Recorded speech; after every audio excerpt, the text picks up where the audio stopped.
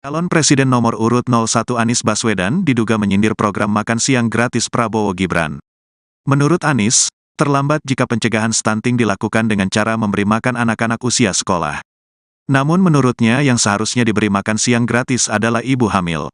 Hal itu disampaikan Anies dalam acara Desak Anies edisi Tenaga Kesehatan di Half Patiunus, Kebayoran Baru, Jakarta Selatan, Kamis, tanggal 18 Januari tahun 2024. Dalam kesempatan itu Anies menyebut penanganan stunting tidak cukup dengan pemberian makan siang kepada anak-anak usia sekolah. Sebab menurutnya anak usia sekolah merupakan anak-anak yang sudah besar. Sehingga Anies menilai hal itu terlambat untuk mencegah stunting anak. Justru, menurut Anies, yang harus diperhatikan untuk mencegah stunting adalah nutrisi para ibu hamil. Penanganannya tidak bisa ketika sudah sekolah. Jadi tidak cukup dikasih makan siang.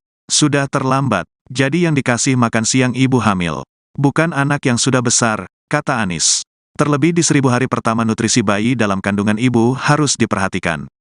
Sebagai informasi, makan siang dan susu gratis ini merupakan satu di antara program yang dimiliki Capres dan Cawapres nomor 02 Prabowo Subianto Gibran Raka Buming Raka.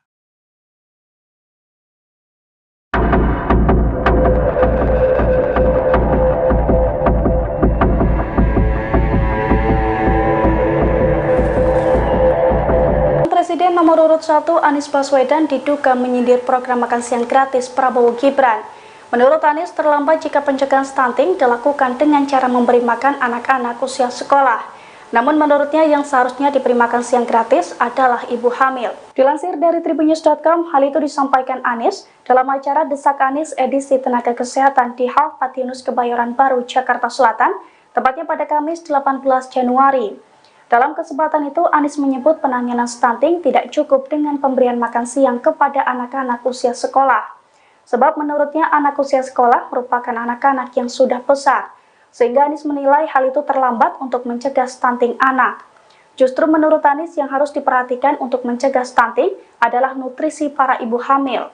Terlebih di 1000 hari pertama, nutrisi bayi dalam kandungan ibu harus diperhatikan. Sebagai informasi, makan siang dan susu gratis ini merupakan satu di antara program yang dimiliki Capres dan Cawapres nomor urut 2 Prabowo Subianto dan Gibran Raka Buming Raka.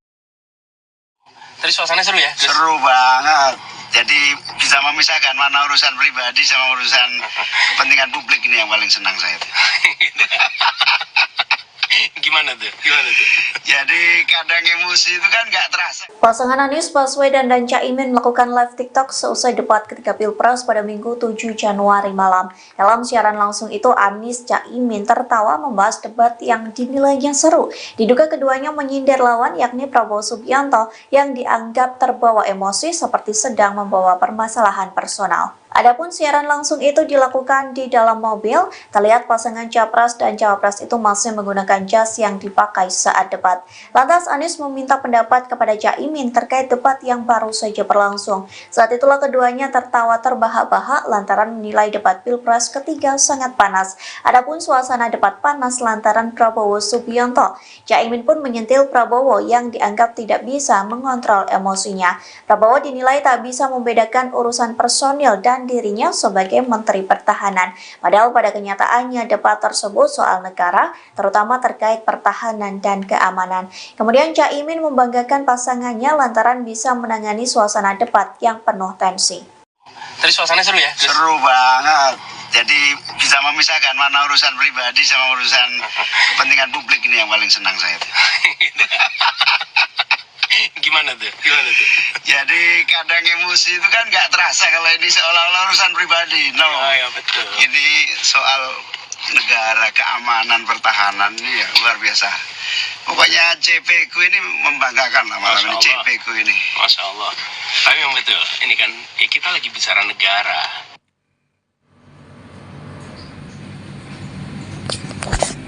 Jadi kita bicara negara, apalagi di kancah internasional, kita tidak boleh sungkan di dalam menyampaikan gagasan, menyampaikan ide. Bayangkan kalau kita di forum internasional, lalu sungkan menyampaikan.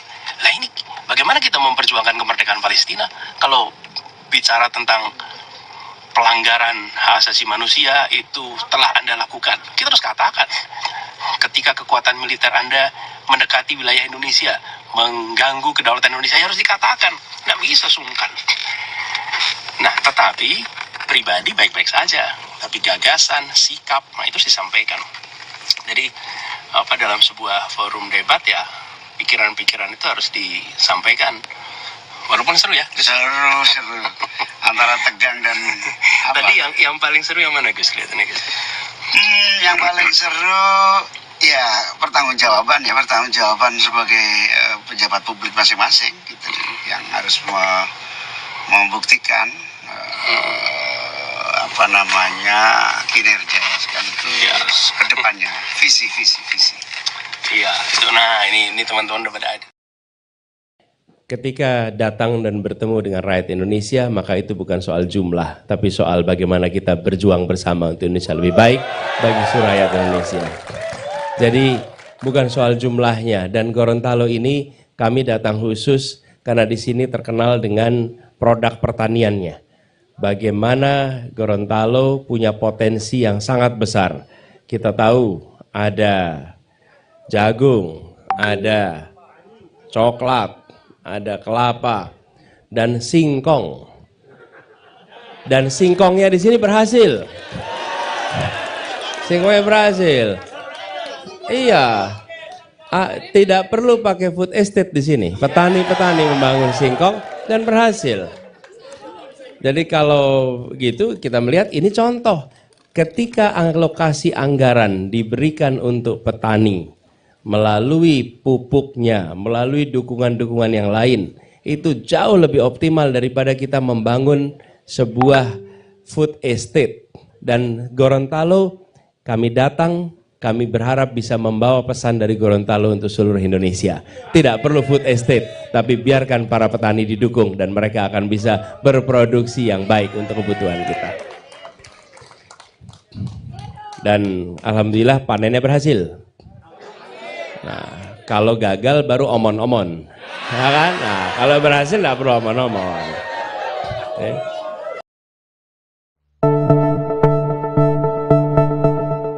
Capres nomor urut 1 Anies Baswedan sempat menyindir Gibran Rakabuming saat memberikan penjelasan terkait penanganan stunting. Anies mengatakan bahwa kesehatan calon ibu harus dipikirkan dalam penanganan stunting.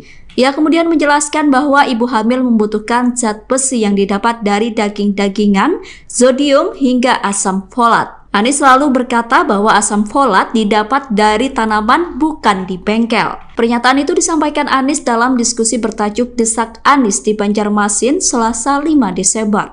Anies menegaskan bahwa stunting tidak cukup hanya dengan gizi, melainkan diimbangi dengan kebahagiaan dan stimulasi.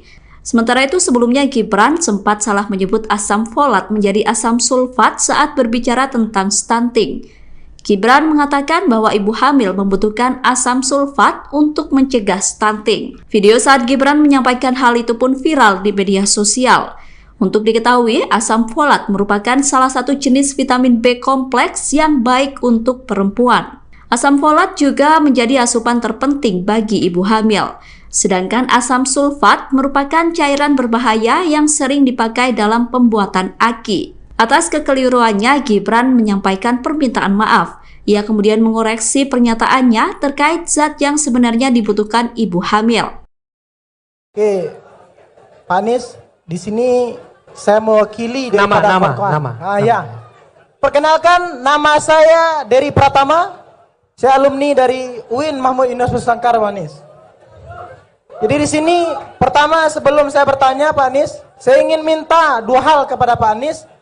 Yang pertama itu Pak Anies orang yang luar biasa, tetapi saya ingin menjawab di sini tidak memakai dengan kalimat-kalimat yang tinggi Pak Anies. Karena di sini tidak semuanya yang memahami kalimat-kalimat tinggi seperti yang di TV itu Pak Anies. Yang kedua, jangan banyak janji di antara masyarakat hari ini. Jadi di sini pertanyaan saya Pak Anies, saya mengutip daripada perkataan Tan Malaka itu. Kata Tan Malaka, tujuan daripada pendidikan itu adalah mempertajam pengetahuan, memperkukuh kemauan, dan memperhalus perasaan Pak Anies. Jadi dari kalimat itu, kami sebagai mahasiswa, kami sebagai orang yang pernah belajar itu, banyak di antara kami yang hari ini telah menjalankan 3 hal itu Pak Anies, tetapi merasa ketakutan. Kenapa? Karena setelah sekolah, setelah berkuliah itu takut tidak mendapatkan pekerjaan. Selanjutnya, banyak di antaranya orang-orang elit yang berada di pemerintahan itu Pak Anies tidak mendengarkan dan tidak mau membawa kami masuk ke dalam pemerintahan itu. Jadi Pak Anies, saya minta penjelasannya, kami dari sektor kawan-kawan mahasiswa dan dari seluruh yang pernah berkuliah Pak Anies. Sekian, terima kasih. Sulit cari kerja. Jangan tinggi-tinggi, sederhana aja. Sulit cari kerja, gitu kan? Nah, gitu. Rupanya dia yang ngomongnya rumit nih. Saya mencoba mencari apa ini maksudnya. Ternyata pertanyaan sederhana, bagaimana cepat cari kerja, gitu. Jadi yang berbelit-belit siapa ini?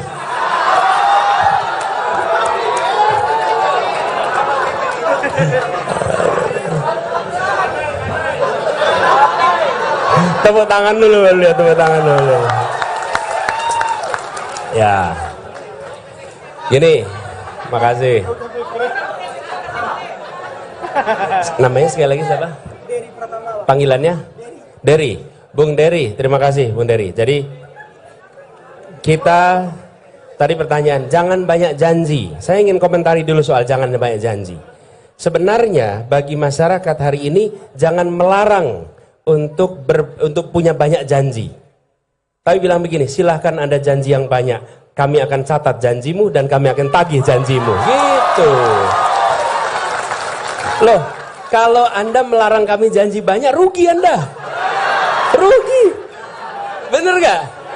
Harusnya dibilang, Pak Anies janjimu kurang banyak Pak Anies.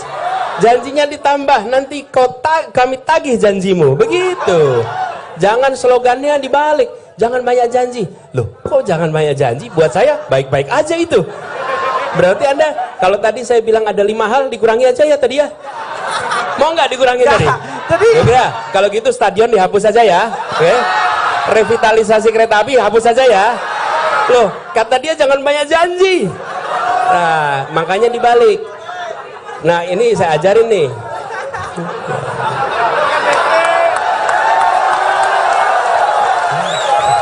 Bener gak? Bener gak tuh?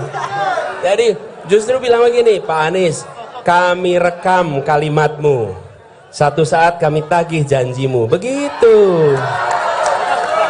Jadi nanti kalau ketemu dengan siapapun yang berkampanye, katakan, kurang janjimu, tambahin ini 1, 2, 3, 4 gitu ya.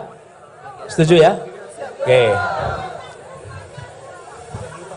Ada azan.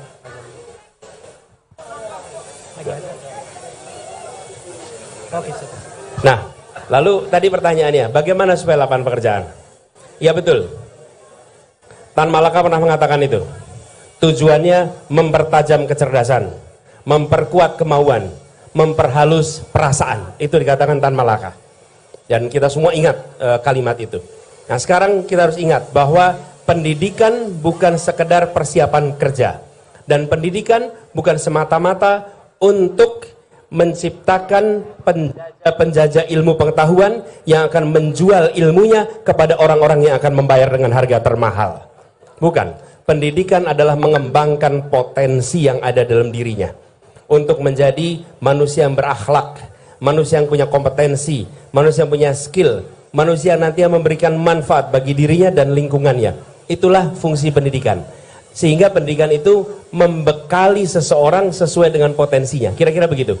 Seperti yang dikatakan juga oleh Tan Malaka. Nah, sekarang tantangan kita apa? Tantangan kita begini. Tantangan kita bukan anak-anak saja yang tidak bisa mendapat pekerjaan, tapi pekerjaannya yang kurang banyak. Jumlah yang lulus dengan lapangan pekerjaannya tidak seimbang. Nggak seimbang. Katakanlah begini, yang lulus 100, pekerjaannya 60. Otomatis 40 nggak dapat pekerjaan. Itu sebabnya kami selalu katakan, kita ingin kebijakan pertumbuhan ekonomi yang menciptakan pemerataan dan keberlanjutan. Itu istilahnya pertumbuhan yang berkualitas. Bila saya harus memilih pertumbuhan ekonomi yang tinggi tanpa pemerataan atau pertumbuhan ekonomi yang menengah dengan pemerataan, maka saya akan katakan pertumbuhan ekonomi yang menengah dengan pemerataan. Nah, pemerataan itu artinya juga kesempatan kerja. Jadi, investasi yang terjadi sekarang ini tinggi sekali. Kita lompat investasinya dari sekitar 400 triliun per tahun 2013 menjadi 1.200 triliun di tahun 2022. Lompat itu 3 kali lipat. Tetapi penyerapan tenaga kerjanya tidak meningkat. Kenapa? Karena investasinya di bidang yang padat modal. Ini yang kita ingin dorong ke depan. Investasi di padat karya dan investasi dorong untuk sektor informal mikro, karena itu menyerap tenaga kerja banyak. Jadi dengan begitu nanti teman-teman lulus kuliah, lulus sekolah lebih mudah dapat pekerjaan, bukan semata-mata karena mampu atau tidak mampu, tapi karena lapangan pekerjaannya tersedia, gitu. Jadi itu saya rasa bahasanya udah sederhana sekali itu untuk menjawab pertanyaan yang tadi lebih rumit bahasanya, ya. Gitu ya? Oke, siap. Oke, terima kasih Pak Anies. Oke. Jadi terakhir Bang, terakhir. Cukup.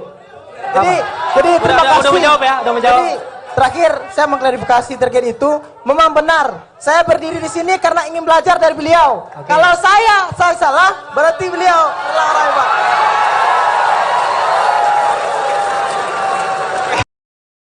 Banyak aturan ditekuk, ada satu orang milenial bisa menjadi calon wakil presiden. Calon Presiden nomor urut 1 Anies Baswedan menyinggung ada milenial yang menjadi calon wakil presiden. Namun di sisi lain ada ribuan milenial yang harus berhadapan dengan aparat dan gas air mata demi membela kelompok marginal.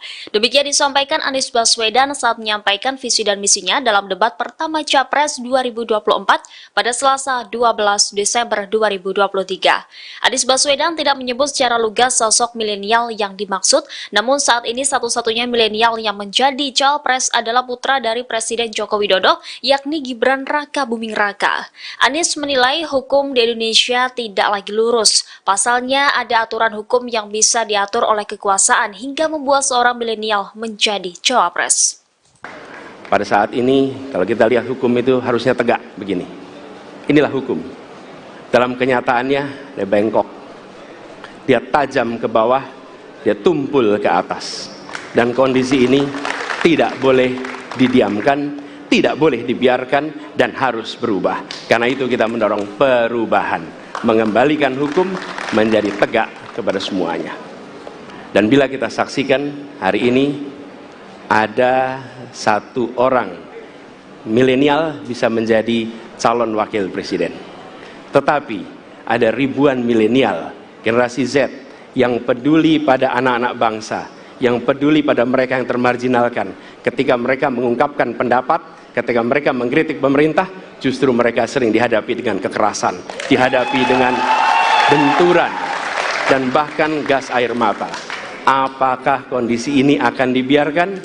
Tidak, kita harus lakukan perubahan. Pengamat politik F. Rizal menyoroti pernyataan calon presiden nomor urut 1 Anies Baswedan yang kerap menyindir paslon nomor urut 2 Prabowo Subianto Gibran Raka Buming Raka. Menurut F. Rizal, Anies Baswedan menyindir Prabowo Gibran untuk memberikan makna koalisi perubahan. Yakni sindiran tersebut diarahkan ke pasangan tersebut lantaran Jokowi, Prabowo Gibran dan pemerintahan bukan lagi di wilayah PDIP, melainkan ke wilayah kubu nomor 2. F. Rizal menyatakan bahwa Anies tak akan menyindir pasangan calon nomor urut 3, Ganjar Mahfud lantaran bukan lagi bagian dari pemerintah. Mengingat banyak menteri dari PDIP yang saat ini sudah berseberangan dengan pemerintahan Presiden Joko Widodo. Lanjut, F. Rizal menilai sindiran ex-gubernur DKI Jakarta itu sebagai strategi untuk mendulang suara terhadap orang yang kecewa dengan kubu Prabowo maupun Ganjar. Atas hal tersebut, pakar politik itu menilai sindiran yang dilakukan Anies ke Prabowo Gibran akan mendapat efek elektoral. Sebelumnya, belakangan ini Anies Baswedan kerap menyindir terkait dinasti politik lantaran putra sulung Presiden Joko Widodo itu maju sebagai cawapres. Selain itu, Anies juga menyindir Prabowo Subianto perihal joget gemoy yang saat ini tengah viral. Merespon sindiran itu, Wakil Ketua Relawan TKN Prabowo Gibran yakni Roy Edison Maningkas meminta Anies untuk fokus terhadap program-program Capres 2024 yang digagas olehnya dibanding mengurusi identitas lawannya. Lantas, Roy justru mempertanyakan kinerja Capres Anies Baswedan selama menjadi Gubernur DKI Jakarta, mengingat anggaran yang besarannya mencapai 80 triliun rupiah itu tidak dirasakan manfaatnya oleh masyarakat. Sehingga Roy meragukan Anies Baswedan apabila menjadi Presiden RI 2024 dan tidak bisa menggunakan anggaran sekira 3 triliun rupiah. Menurut Roy Maningkas, program Anies sejak kampanye Pilkada 2016 lalu hingga Pilpres 2024 ini hanya omongan dan tak ada bukti kerja nyata. Menilik kembali janji di Pilkada 2016 lalu, banyak yang tidak terrealisasikan oleh Anies Baswedan. Terkini Roy Maningkas menekankan bahwa Prabowo Gibran lah yang jelas akan melanjutkan program kerja Presiden Joko Widodo. Roy menyatakan bahwa Prabowo Gibran akan memberikan tambahan program kerja yang dapat mensejahterakan rakyat Indonesia. Calon Presiden nomor urut 01 Anies Baswedan diduga menyindir program makan siang gratis Prabowo Gibran. Menurut Anies, terlambat jika pencegahan stunting dilakukan dengan cara memberi makan anak-anak usia sekolah. Namun menurutnya yang seharusnya diberi makan siang gratis adalah ibu hamil. Hal itu disampaikan Anies dalam acara Desak Anies edisi Tenaga Kesehatan di Half Patiunus, Kebayoran Baru, Jakarta Selatan, Kamis, tanggal 18 Januari tahun 2024. Dalam kesempatan itu, Anies menyebut penanganan stunting tidak cukup dengan pemberian makan siang kepada anak-anak usia sekolah. Sebab menurutnya anak usia sekolah merupakan anak-anak yang sudah besar. Sehingga Anies menilai hal itu terlambat untuk mencegah stunting anak. Justru, menurut Anies, yang harus diperhatikan untuk mencegah stunting adalah nutrisi para ibu hamil.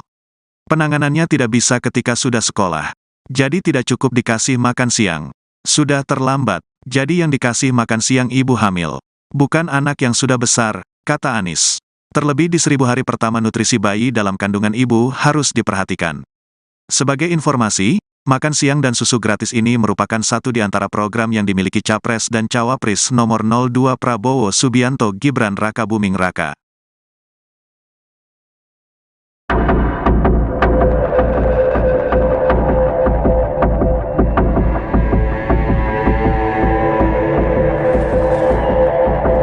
Presiden nomor urut 1 Anies Baswedan diduga menyindir program makan siang gratis Prabowo Gibran. Menurut Anies, terlambat jika pencegahan stunting dilakukan dengan cara memberi makan anak-anak usia sekolah. Namun menurutnya yang seharusnya diberi makan siang gratis adalah ibu hamil. Dilansir dari tribunnews.com, hal itu disampaikan Anies dalam acara Desak Anies edisi Tenaga Kesehatan di Half Patiunus Kebayoran Baru, Jakarta Selatan, tepatnya pada Kamis 18 Januari. Dalam kesempatan itu, Anies menyebut penanganan stunting tidak cukup dengan pemberian makan siang kepada anak-anak usia sekolah. Sebab menurutnya anak usia sekolah merupakan anak-anak yang sudah besar, sehingga Anies menilai hal itu terlambat untuk mencegah stunting anak.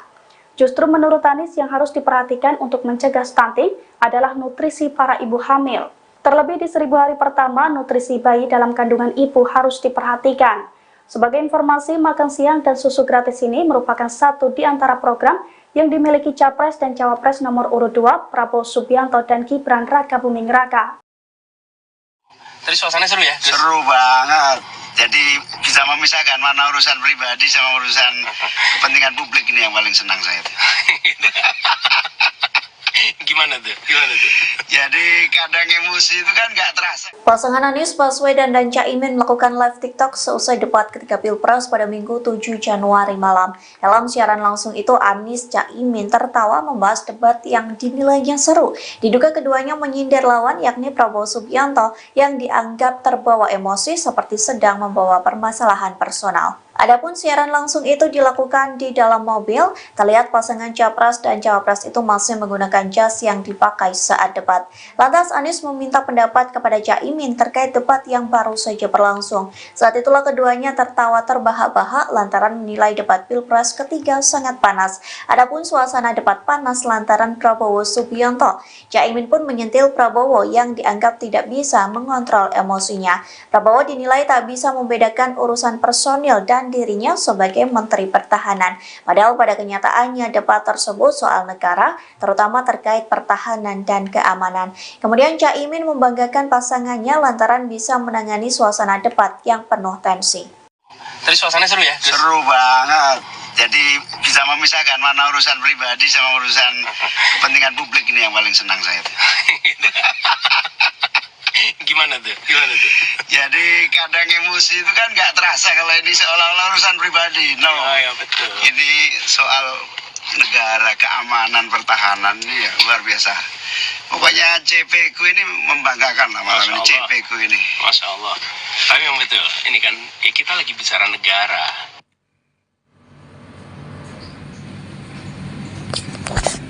Jadi kita bicara negara, apalagi di kancah internasional, kita tidak boleh sungkan di dalam menyampaikan gagasan, menyampaikan ide.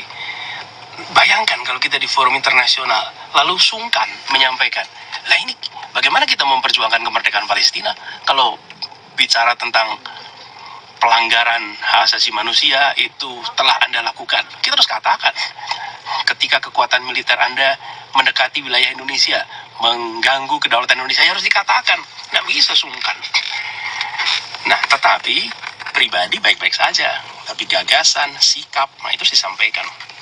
Jadi dalam sebuah forum debat ya, pikiran-pikiran itu harus disampaikan. Walaupun seru ya. Seru. Antara tegang dan apa? Tadi yang paling seru yang mana Gus kelihatannya Gus? Yang paling seru ya pertanggungjawaban sebagai pejabat publik masing-masing gitu, yang harus membuktikan kinerja sekaligus ke depannya, visi. Iya, itu nah ini teman-teman udah pada ada.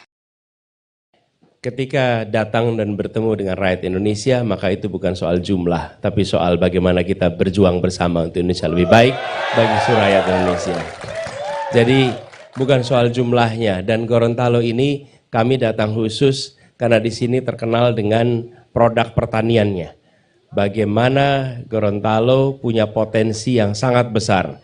Kita tahu ada jagung, ada coklat, ada kelapa, dan singkong. Dan singkongnya di sini berhasil. Singkongnya berhasil. Iya. Tidak perlu pakai food estate di sini. Petani-petani membangun singkong dan berhasil. Jadi kalau gitu kita melihat ini contoh. Ketika alokasi anggaran diberikan untuk petani, melalui pupuknya, melalui dukungan-dukungan yang lain, itu jauh lebih optimal daripada kita membangun sebuah food estate. Dan Gorontalo, kami datang, kami berharap bisa membawa pesan dari Gorontalo untuk seluruh Indonesia. Tidak perlu food estate, tapi biarkan para petani didukung dan mereka akan bisa berproduksi yang baik untuk kebutuhan kita. Dan alhamdulillah panennya berhasil. Nah, kalau gagal baru omon-omon, ya kan? Nah, kalau berhasil nggak perlu omon-omon. Okay.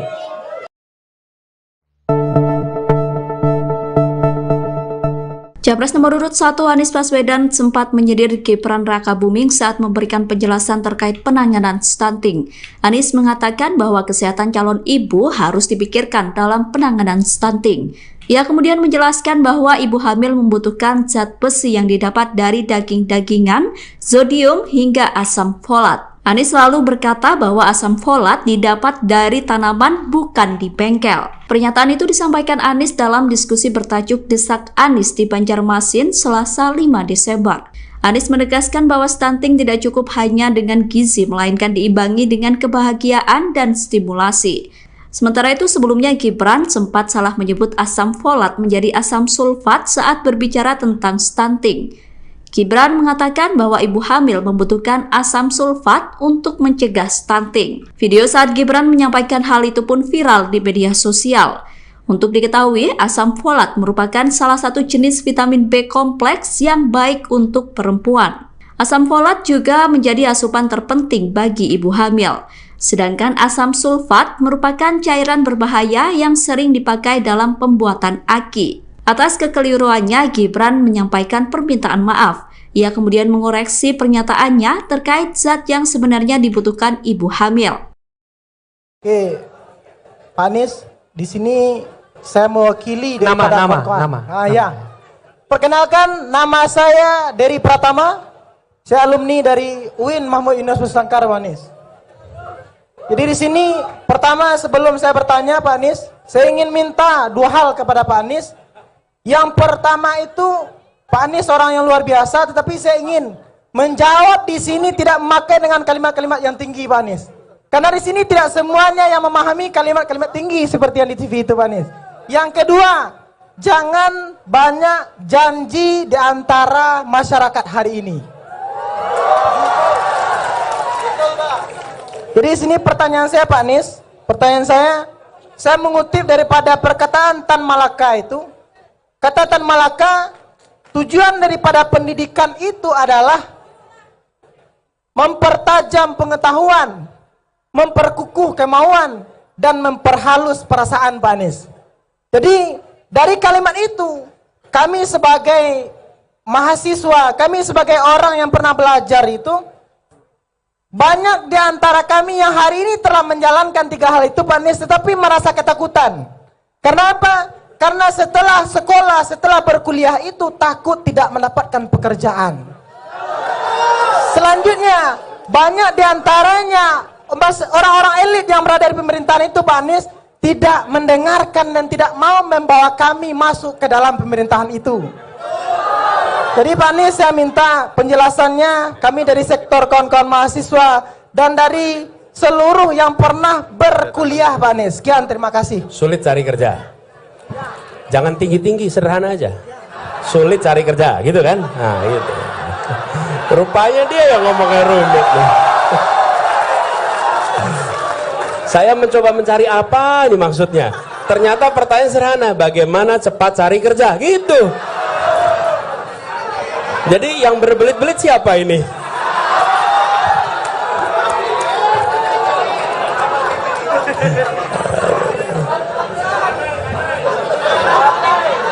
Tepuk tangan dulu, lihat tepuk tangan dulu. Ya, gini, makasih. Namanya sekali lagi siapa? Panggilannya? Dery. Bung Dery, terima kasih Bung Dery. Jadi kita tadi pertanyaan, jangan banyak janji. Saya ingin komentari dulu soal jangan banyak janji. Sebenarnya bagi masyarakat hari ini jangan melarang untuk punya banyak janji. Tapi bilang begini, silahkan Anda janji yang banyak. Kami akan catat janjimu dan kami akan tagih janjimu. Gitu. Loh, kalau Anda melarang kami janji banyak, rugi Anda. Rugi. Bener gak? Harusnya dibilang, Pak Anies janjimu kurang banyak Pak Anies. Janjinya ditambah, nanti kami tagih janjimu. Begitu. Jangan slogannya dibalik. Jangan banyak janji. Loh, kok jangan banyak janji? Buat saya baik-baik aja itu. Berarti Anda, kalau tadi saya bilang ada 5 hal, dikurangi aja ya tadi ya. Mau nggak dikurangi tadi? Ya, kalau gitu stadion dihapus aja ya. Oke. Revitalisasi kereta api hapus aja ya. Loh, kata dia jangan banyak janji. Nah, makanya dibalik. Nah, ini saya ajarin nih.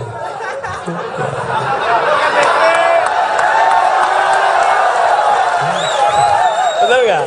Bener gak tuh? Jadi justru bilang begini, Pak Anies, kami rekam kalimatmu.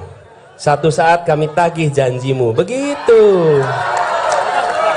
Jadi nanti kalau ketemu dengan siapapun yang berkampanye, katakan, kurang janjimu, tambahin ini 1, 2, 3, 4 gitu ya. Setuju ya? Oke. Ada azan.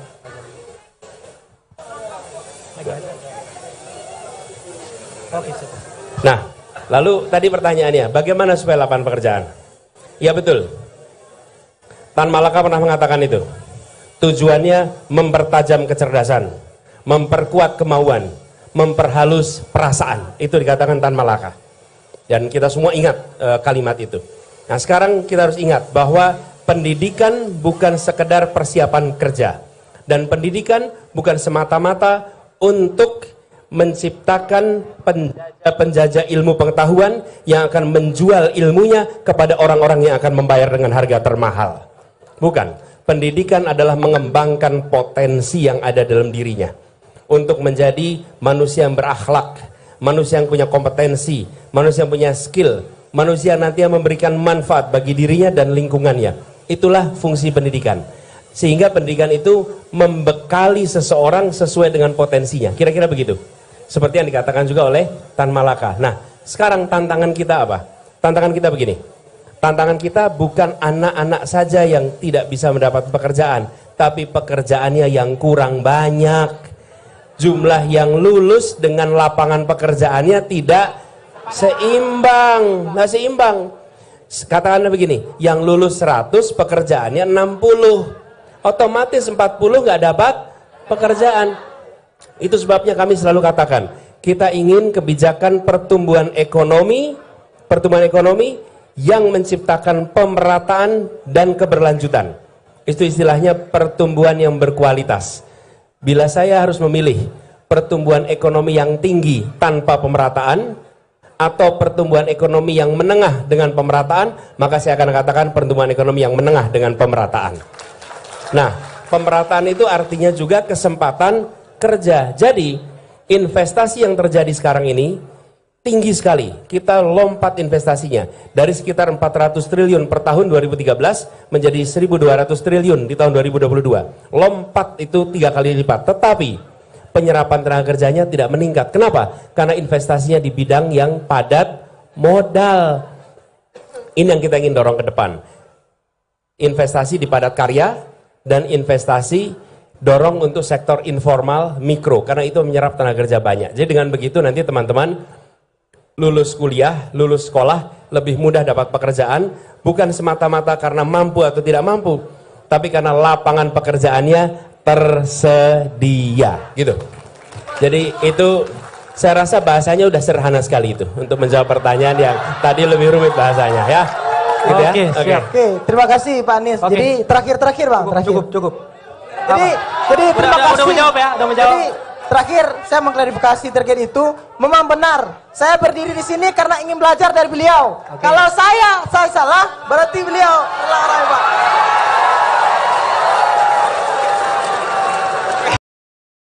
Banyak aturan ditekuk, ada satu orang milenial bisa menjadi calon wakil presiden. Calon Presiden nomor urut 1 Anies Baswedan menyinggung ada milenial yang menjadi calon wakil presiden. Namun di sisi lain ada ribuan milenial yang harus berhadapan dengan aparat dan gas air mata demi membela kelompok marginal. Demikian disampaikan Anies Baswedan saat menyampaikan visi dan misinya dalam debat pertama Capres 2024 pada Selasa 12 Desember 2023. Anies Baswedan tidak menyebut secara lugas sosok milenial yang dimaksud, namun saat ini satu-satunya milenial yang menjadi cawapres adalah putra dari Presiden Joko Widodo, yakni Gibran Raka Buming Raka. Anies menilai hukum di Indonesia tidak lagi lurus. Pasalnya ada aturan hukum yang bisa diatur oleh kekuasaan hingga membuat seorang milenial menjadi cawapres. Pada saat ini, kalau kita lihat hukum itu harusnya tegak begini. Inilah hukum.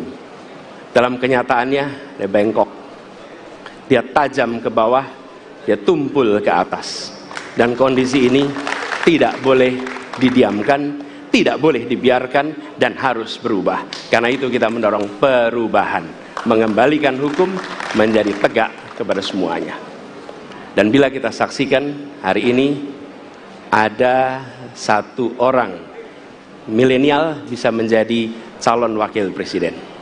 Tetapi ada ribuan milenial, generasi Z yang peduli pada anak-anak bangsa, yang peduli pada mereka yang termarginalkan. Ketika mereka mengungkapkan pendapat, ketika mereka mengkritik pemerintah, justru mereka sering dihadapi dengan kekerasan, dihadapi dengan benturan, dan bahkan gas air mata.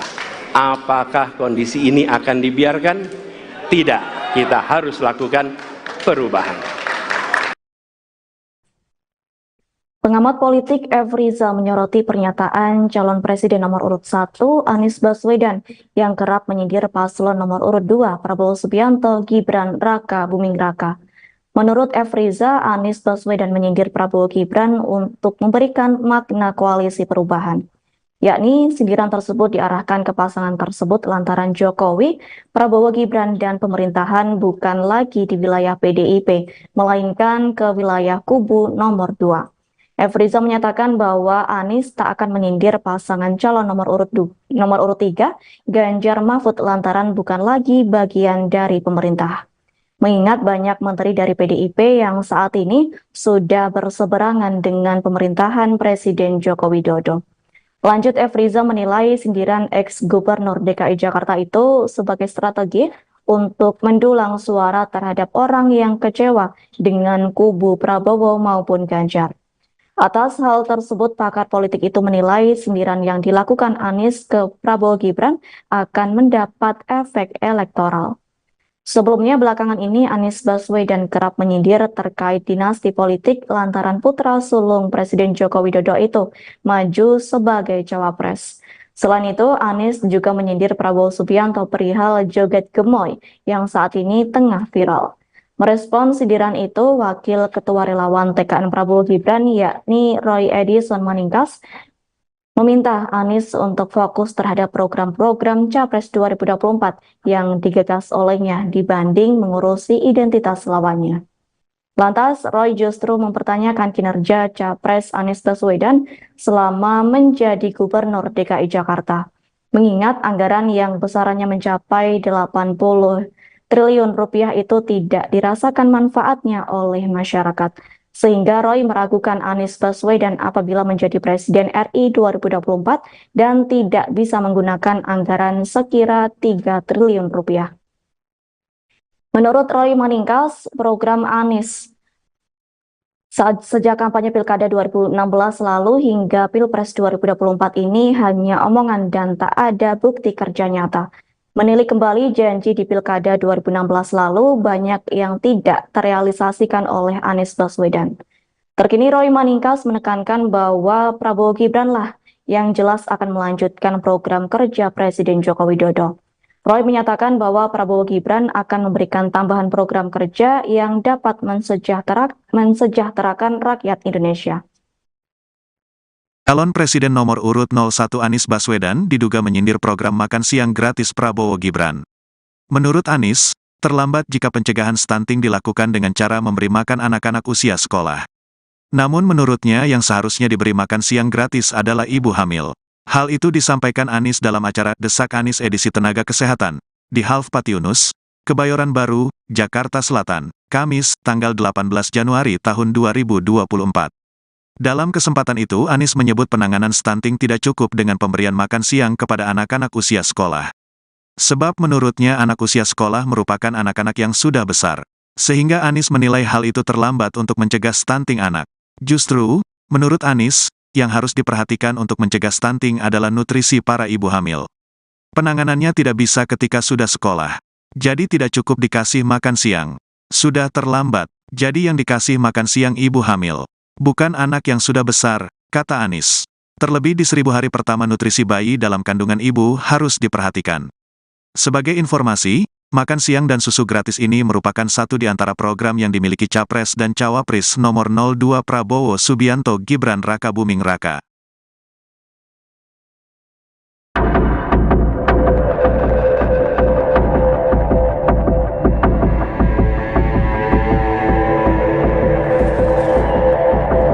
Presiden nomor urut 1 Anies Baswedan diduga menyindir program makan siang gratis Prabowo Gibran. Menurut Anies, terlambat jika pencegahan stunting dilakukan dengan cara memberi makan anak-anak usia sekolah. Namun menurutnya yang seharusnya diberi makan siang gratis adalah ibu hamil. Dilansir dari tribunnews.com, hal itu disampaikan Anies dalam acara Desak Anies edisi Tenaga Kesehatan di Half Patiunus Kebayoran Baru, Jakarta Selatan, tepatnya pada Kamis 18 Januari. Dalam kesempatan itu, Anies menyebut penanganan stunting tidak cukup dengan pemberian makan siang kepada anak-anak usia sekolah.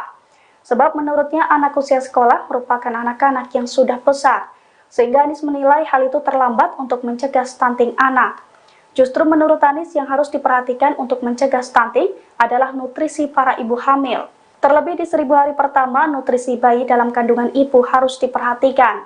Sebagai informasi, makan siang dan susu gratis ini merupakan satu di antara program yang dimiliki Capres dan Cawapres nomor urut 2 Prabowo Subianto dan Gibran Raka Buming Raka. Tadi suasananya seru ya? Seru banget. Jadi bisa memisahkan mana urusan pribadi sama urusan kepentingan publik, ini yang paling senang saya. Gimana tuh? Jadi kadang emosi itu kan nggak terasa. Pasangan Anies Baswedan dan Caimin melakukan live TikTok seusai debat ketika Pilpres pada Minggu 7 Januari malam. Dalam siaran langsung itu, Anies Caimin tertawa membahas debat yang dinilainya seru. Diduga keduanya menyindir lawan yakni Prabowo Subianto yang dianggap terbawa emosi seperti sedang membawa permasalahan personal. Adapun siaran langsung itu dilakukan di dalam mobil, terlihat pasangan Capres dan Cawapres itu masih menggunakan jas yang dipakai saat debat. Lantas Anies meminta pendapat kepada Caimin terkait debat yang baru saja berlangsung. Saat itulah keduanya tertawa terbahak-bahak lantaran menilai debat Pilpres ketiga sangat panas. Adapun suasana debat panas lantaran Prabowo Subianto.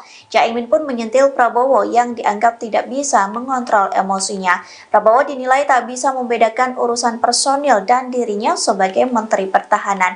Padahal pada kenyataannya debat tersebut soal negara, terutama terkait pertahanan dan keamanan. Kemudian Caimin membanggakan pasangannya lantaran bisa menangani suasana debat yang penuh tensi. Tadi suasananya seru ya? Seru banget. Jadi bisa memisahkan mana urusan pribadi sama urusan kepentingan publik, ini yang paling senang saya. Gimana tuh? Jadi kadang emosi itu kan nggak terasa kalau ini seolah-olah urusan pribadi. No, Ya, betul. ini soal negara, keamanan, pertahanan, ini ya luar biasa. Pokoknya CP ku ini membanggakan lah malam ini, CP ku ini. Masya Allah. Tapi memang betul, ini kan kita lagi bicara negara.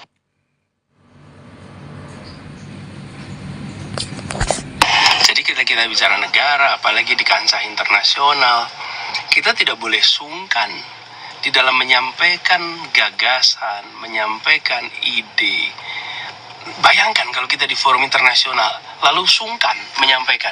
Lah ini bagaimana kita memperjuangkan kemerdekaan Palestina kalau bicara tentang pelanggaran hak asasi manusia itu telah Anda lakukan. Kita harus katakan, ketika kekuatan militer Anda mendekati wilayah Indonesia, mengganggu kedaulatan Indonesia, harus dikatakan. Nggak bisa sungkan. Nah, tetapi pribadi baik-baik saja, tapi gagasan, sikap, nah itu disampaikan. Jadi dalam sebuah forum debat ya, pikiran-pikiran itu harus disampaikan. Walaupun seru ya. Seru. Antara tegang dan apa? Tadi yang paling seru yang mana Gus? Kelihatannya Gus.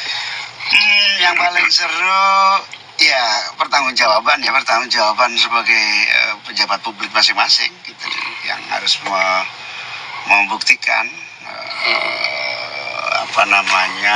kinerja sekaligus ke depannya, visi. Iya, itu ini teman-teman udah pada ada. Ketika datang dan bertemu dengan rakyat Indonesia, maka itu bukan soal jumlah, tapi soal bagaimana kita berjuang bersama untuk Indonesia lebih baik bagi seluruh rakyat Indonesia. Jadi bukan soal jumlahnya, dan Gorontalo ini kami datang khusus karena di sini terkenal dengan produk pertaniannya. Bagaimana Gorontalo punya potensi yang sangat besar. Kita tahu ada jagung, ada coklat, ada kelapa, dan singkong. Dan singkongnya di sini berhasil. Singkongnya berhasil. Iya. Tidak perlu pakai food estate di sini. Petani-petani membangun singkong dan berhasil. Jadi kalau gitu kita melihat ini contoh. Ketika alokasi anggaran diberikan untuk petani, melalui pupuknya, melalui dukungan-dukungan yang lain, itu jauh lebih optimal daripada kita membangun sebuah food estate. Dan Gorontalo, kami datang, kami berharap bisa membawa pesan dari Gorontalo untuk seluruh Indonesia. Tidak perlu food estate, tapi biarkan para petani didukung dan mereka akan bisa berproduksi yang baik untuk kebutuhan kita. Dan alhamdulillah panennya berhasil. Nah, kalau gagal baru omon-omon, ya kan? Nah, kalau berhasil nggak perlu omon-omon.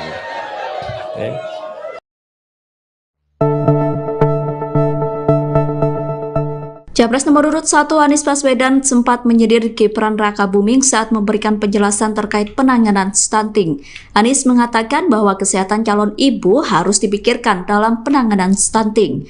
Ia kemudian menjelaskan bahwa ibu hamil membutuhkan zat besi yang didapat dari daging-dagingan, zodium hingga asam folat. Anies selalu berkata bahwa asam folat didapat dari tanaman bukan di bengkel. Pernyataan itu disampaikan Anies dalam diskusi bertajuk Desak Anies di Banjarmasin Selasa 5 Desember. Anies menegaskan bahwa stunting tidak cukup hanya dengan gizi, melainkan diimbangi dengan kebahagiaan dan stimulasi. Sementara itu sebelumnya Gibran sempat salah menyebut asam folat menjadi asam sulfat saat berbicara tentang stunting. Gibran mengatakan bahwa ibu hamil membutuhkan asam sulfat untuk mencegah stunting. Video saat Gibran menyampaikan hal itu pun viral di media sosial. Untuk diketahui, asam folat merupakan salah satu jenis vitamin B kompleks yang baik untuk perempuan. Asam folat juga menjadi asupan terpenting bagi ibu hamil. Sedangkan asam sulfat merupakan cairan berbahaya yang sering dipakai dalam pembuatan AKI. Atas kekeliruannya, Gibran menyampaikan permintaan maaf. Ia kemudian mengoreksi pernyataannya terkait zat yang sebenarnya dibutuhkan ibu hamil. Oke, Pak Anies, di sini saya mewakili daripada nama. Ya. Perkenalkan, nama saya Dery Pratama. Saya alumni dari UIN Mahmud Yunus Nusantara, Pak Anies. Jadi di sini pertama sebelum saya bertanya Pak Anies, saya ingin minta dua hal kepada Pak Anies. Yang pertama itu, Pak Anies orang yang luar biasa, tetapi saya ingin menjawab di sini tidak memakai dengan kalimat-kalimat yang tinggi, Pak Anies. Karena di sini tidak semuanya yang memahami kalimat-kalimat tinggi seperti yang di TV itu, Pak Anies. Yang kedua, jangan banyak janji di antara masyarakat hari ini. Jadi di sini pertanyaan saya, Pak Anies, pertanyaan saya mengutip daripada perkataan Tan Malaka itu.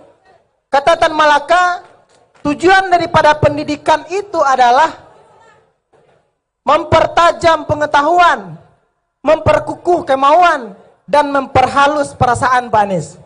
Jadi dari kalimat itu, kami sebagai mahasiswa, kami sebagai orang yang pernah belajar itu, banyak di antara kami yang hari ini telah menjalankan tiga hal itu, Pak Anies, tetapi merasa ketakutan.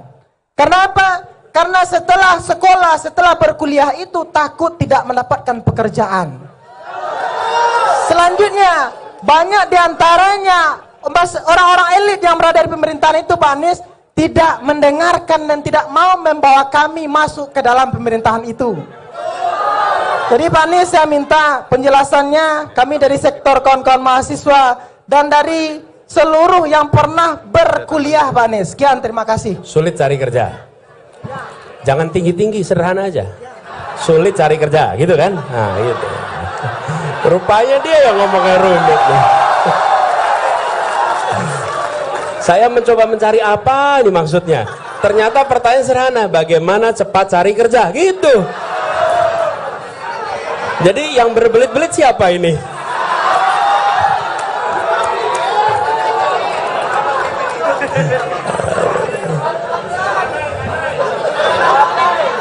Tepuk tangan dulu, lihat tepuk tangan dulu. Ya, gini, makasih. Namanya sekali lagi siapa? Panggilannya? Dery. Bung Dery, terima kasih Bung Dery. Jadi kita tadi pertanyaan, jangan banyak janji. Saya ingin komentari dulu soal jangan banyak janji. Sebenarnya bagi masyarakat hari ini jangan melarang untuk punya banyak janji. Tapi bilang begini, silahkan Anda janji yang banyak. Kami akan catat janjimu dan kami akan tagih janjimu. Gitu. Loh, kalau Anda melarang kami janji banyak, rugi Anda. Rugi. Bener gak? Harusnya bilang, Pak Anies, janjimu kurang banyak, Pak Anies. Janjinya ditambah, nanti kami tagih janjimu. Begitu. Jangan slogannya dibalik. Jangan banyak janji. Loh, kok jangan banyak janji? Buat saya, baik-baik aja itu. Berarti Anda, kalau tadi saya bilang ada 5 hal, dikurangi aja ya tadi ya? Mau nggak dikurangi tadi? Ya, kalau gitu stadion dihapus saja ya. Oke.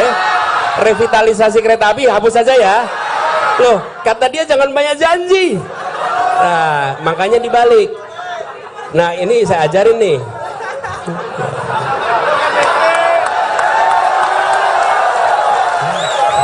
Bener nggak? Bener nggak tuh? Jadi justru bilang begini, Pak Anies, kami rekam kalimatmu. Satu saat kami tagih janjimu. Begitu. Jadi nanti kalau ketemu dengan siapapun yang berkampanye, katakan, kurang janjimu, tambahin ini 1, 2, 3, 4 gitu ya. Setuju ya? Oke. Ada azan.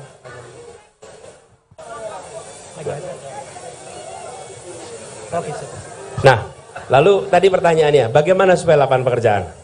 Ya betul. Tan Malaka pernah mengatakan itu. Tujuannya mempertajam kecerdasan, memperkuat kemauan, memperhalus perasaan. Itu dikatakan Tan Malaka. Dan kita semua ingat kalimat itu. Nah, sekarang kita harus ingat bahwa pendidikan bukan sekedar persiapan kerja. Dan pendidikan bukan semata-mata untuk menciptakan penjajah ilmu pengetahuan yang akan menjual ilmunya kepada orang-orang yang akan membayar dengan harga termahal. Bukan. Pendidikan adalah mengembangkan potensi yang ada dalam dirinya untuk menjadi manusia yang berakhlak, manusia yang punya kompetensi, manusia yang punya skill, manusia nanti yang memberikan manfaat bagi dirinya dan lingkungannya. Itulah fungsi pendidikan. Sehingga pendidikan itu membekali seseorang sesuai dengan potensinya. Kira-kira begitu.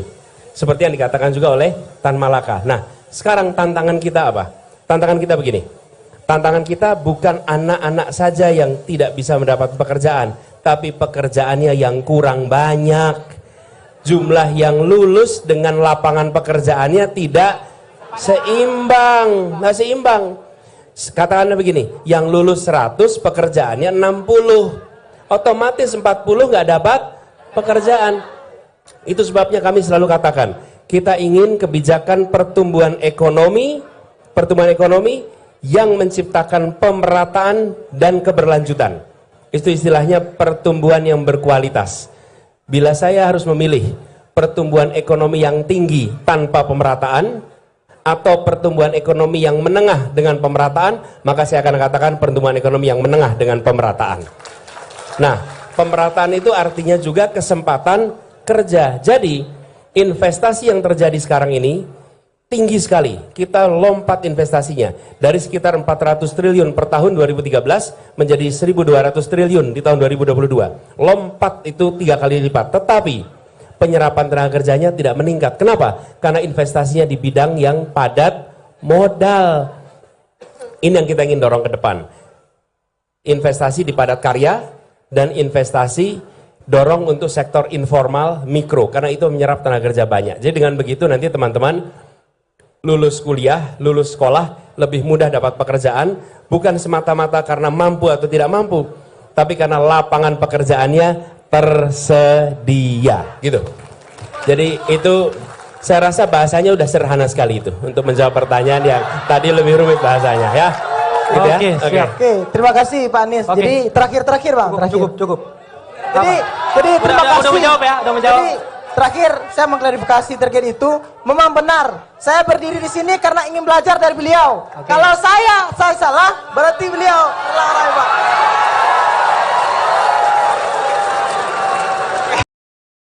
Banyak aturan ditekuk, ada satu orang milenial bisa menjadi calon wakil presiden. Calon Presiden nomor urut 1 Anies Baswedan menyinggung ada milenial yang menjadi calon wakil presiden. Namun di sisi lain ada ribuan milenial yang harus berhadapan dengan aparat dan gas air mata demi membela kelompok marginal. Demikian disampaikan Anies Baswedan saat menyampaikan visi dan misinya dalam debat pertama Capres 2024 pada Selasa 12 Desember 2023. Anies Baswedan tidak menyebut secara lugas sosok milenial yang dimaksud, namun saat ini satu-satunya milenial yang menjadi Cawapres adalah putra dari Presiden Joko Widodo, yakni Gibran Raka Buming Raka. Anies menilai hukum di Indonesia tidak lagi lurus. Pasalnya ada aturan hukum yang bisa diatur oleh kekuasaan hingga membuat seorang milenial menjadi Cawapres. Pada saat ini, kalau kita lihat hukum itu harusnya tegak begini. Inilah hukum. Dalam kenyataannya, dia bengkok. Dia tajam ke bawah, dia tumpul ke atas. Dan kondisi ini tidak boleh didiamkan, tidak boleh dibiarkan, dan harus berubah. Karena itu kita mendorong perubahan, mengembalikan hukum menjadi tegak kepada semuanya. Dan bila kita saksikan hari ini ada satu orang milenial bisa menjadi calon wakil presiden. Tetapi ada ribuan milenial, generasi Z yang peduli pada anak-anak bangsa, yang peduli pada mereka yang termarginalkan. Ketika mereka mengungkapkan pendapat, ketika mereka mengkritik pemerintah, justru mereka sering dihadapi dengan kekerasan, dihadapi dengan benturan, dan bahkan gas air mata. Apakah kondisi ini akan dibiarkan? Tidak, kita harus lakukan perubahan. Pengamat politik F. Rizal menyoroti pernyataan calon presiden nomor urut 1 Anies Baswedan yang kerap menyindir paslon nomor urut 2 Prabowo Subianto, Gibran, Raka Buming Raka.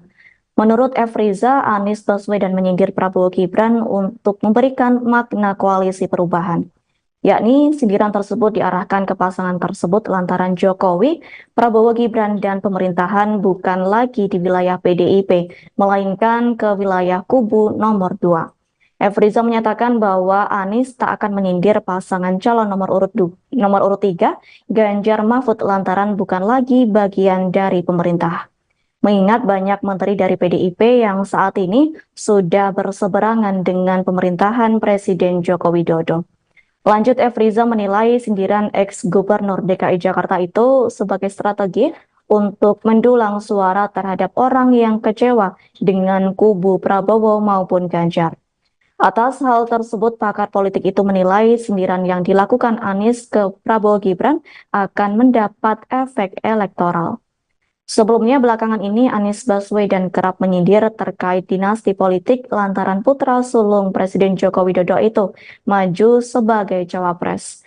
Selain itu, Anies juga menyindir Prabowo Subianto perihal joget gemoy yang saat ini tengah viral. Merespon sindiran itu, Wakil Ketua Relawan TKN Prabowo Gibran yakni Roy Edison Maningkas meminta Anies untuk fokus terhadap program-program Capres 2024 yang digagas olehnya dibanding mengurusi identitas lawannya. Lantas, Roy justru mempertanyakan kinerja Capres Anies Baswedan selama menjadi Gubernur DKI Jakarta, mengingat anggaran yang besarannya mencapai 80 triliun rupiah itu tidak dirasakan manfaatnya oleh masyarakat. Sehingga Roy meragukan Anies Baswedan apabila menjadi Presiden RI 2024 dan tidak bisa menggunakan anggaran sekira 3 triliun rupiah. Menurut Roy Maningkas, program Anies sejak kampanye Pilkada 2016 lalu hingga Pilpres 2024 ini hanya omongan dan tak ada bukti kerja nyata. Menilik kembali janji di Pilkada 2016 lalu, banyak yang tidak terrealisasikan oleh Anies Baswedan. Terkini Roy Maningkas menekankan bahwa Prabowo Gibran lah yang jelas akan melanjutkan program kerja Presiden Joko Widodo. Roy menyatakan bahwa Prabowo Gibran akan memberikan tambahan program kerja yang dapat mensejahterakan rakyat Indonesia. Calon Presiden nomor urut 01 Anies Baswedan diduga menyindir program makan siang gratis Prabowo Gibran. Menurut Anies, terlambat jika pencegahan stunting dilakukan dengan cara memberi makan anak-anak usia sekolah. Namun menurutnya yang seharusnya diberi makan siang gratis adalah ibu hamil. Hal itu disampaikan Anies dalam acara Desak Anies edisi Tenaga Kesehatan di Half Patiunus, Kebayoran Baru, Jakarta Selatan, Kamis, tanggal 18 Januari tahun 2024. Dalam kesempatan itu, Anies menyebut penanganan stunting tidak cukup dengan pemberian makan siang kepada anak-anak usia sekolah. Sebab menurutnya anak usia sekolah merupakan anak-anak yang sudah besar. Sehingga Anies menilai hal itu terlambat untuk mencegah stunting anak. Justru, menurut Anies, yang harus diperhatikan untuk mencegah stunting adalah nutrisi para ibu hamil. Penanganannya tidak bisa ketika sudah sekolah. Jadi tidak cukup dikasih makan siang. Sudah terlambat, jadi yang dikasih makan siang ibu hamil. Bukan anak yang sudah besar, kata Anies. Terlebih di 1000 hari pertama nutrisi bayi dalam kandungan ibu harus diperhatikan. Sebagai informasi, Makan siang dan susu gratis ini merupakan satu di antara program yang dimiliki Capres dan Cawapres nomor 02 Prabowo Subianto Gibran Raka Buming Raka.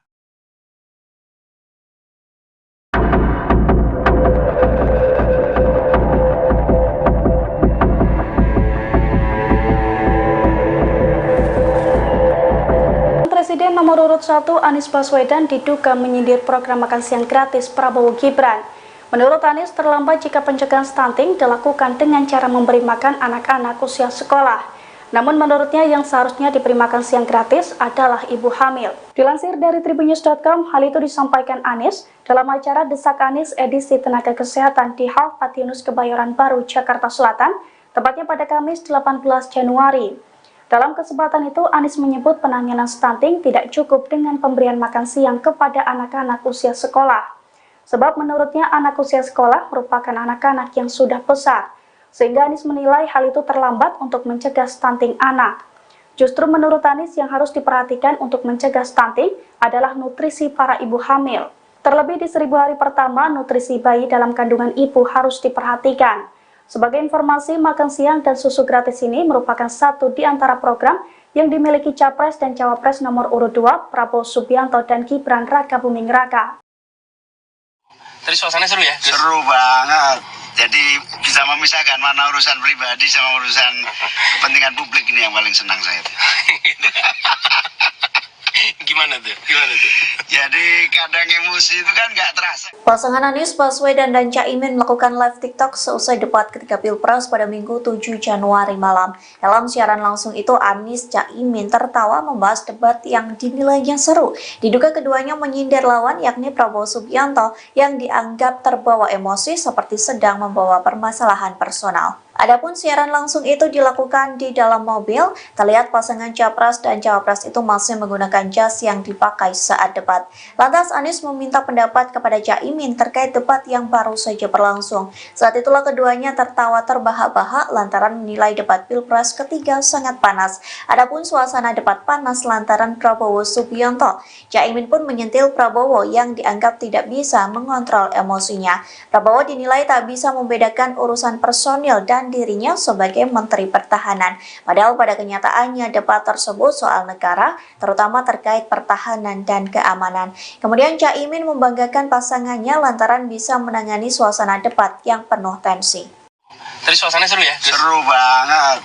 Jadi bisa memisahkan mana urusan pribadi sama urusan kepentingan publik, ini yang paling senang saya. Gimana tuh? Jadi kadang emosi itu kan nggak terasa kalau ini seolah-olah urusan pribadi. No, Ya, betul. ini soal negara, keamanan, pertahanan, ini ya luar biasa.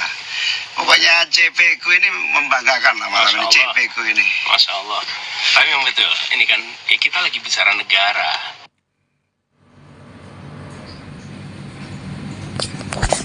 Jadi kita bicara negara, apalagi di kancah internasional, kita tidak boleh sungkan di dalam menyampaikan gagasan, menyampaikan ide. Bayangkan kalau kita di forum internasional, lalu sungkan menyampaikan. Lah ini bagaimana kita memperjuangkan kemerdekaan Palestina kalau bicara tentang pelanggaran hak asasi manusia itu telah Anda lakukan. Kita harus katakan, ketika kekuatan militer Anda mendekati wilayah Indonesia, mengganggu kedaulatan Indonesia, harus dikatakan. Nggak bisa sungkan. Nah, tetapi pribadi baik-baik saja, tapi gagasan, sikap, nah itu disampaikan. Jadi dalam sebuah forum debat ya, pikiran-pikiran itu harus disampaikan. Walaupun seru ya. Seru. Antara tegang dan apa? Tadi yang paling seru yang mana Gus? Lihat ini Gus. Yang paling seru ya pertanggungjawaban sebagai pejabat publik masing-masing gitu, yang harus membuktikan kinerja sekaligus ke depannya, visi. Iya, itu nah ini teman-teman udah pada ada.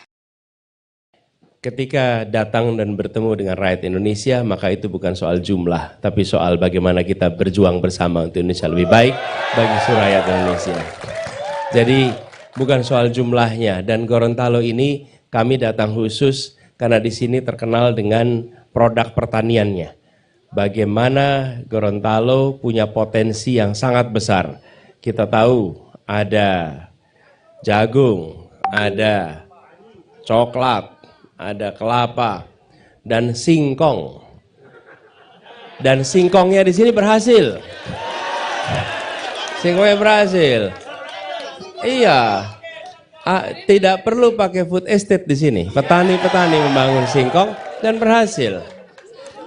Jadi kalau gitu kita melihat ini contoh. Ketika alokasi anggaran diberikan untuk petani melalui pupuknya, melalui dukungan-dukungan yang lain, itu jauh lebih optimal daripada kita membangun sebuah food estate. Dan Gorontalo, kami datang, kami berharap bisa membawa pesan dari Gorontalo untuk seluruh Indonesia. Tidak perlu food estate, tapi biarkan para petani didukung dan mereka akan bisa berproduksi yang baik untuk kebutuhan kita. Dan alhamdulillah panennya berhasil. Nah, kalau gagal baru omon-omon. Ya kan? Nah, kalau berhasil tidak perlu omon-omon.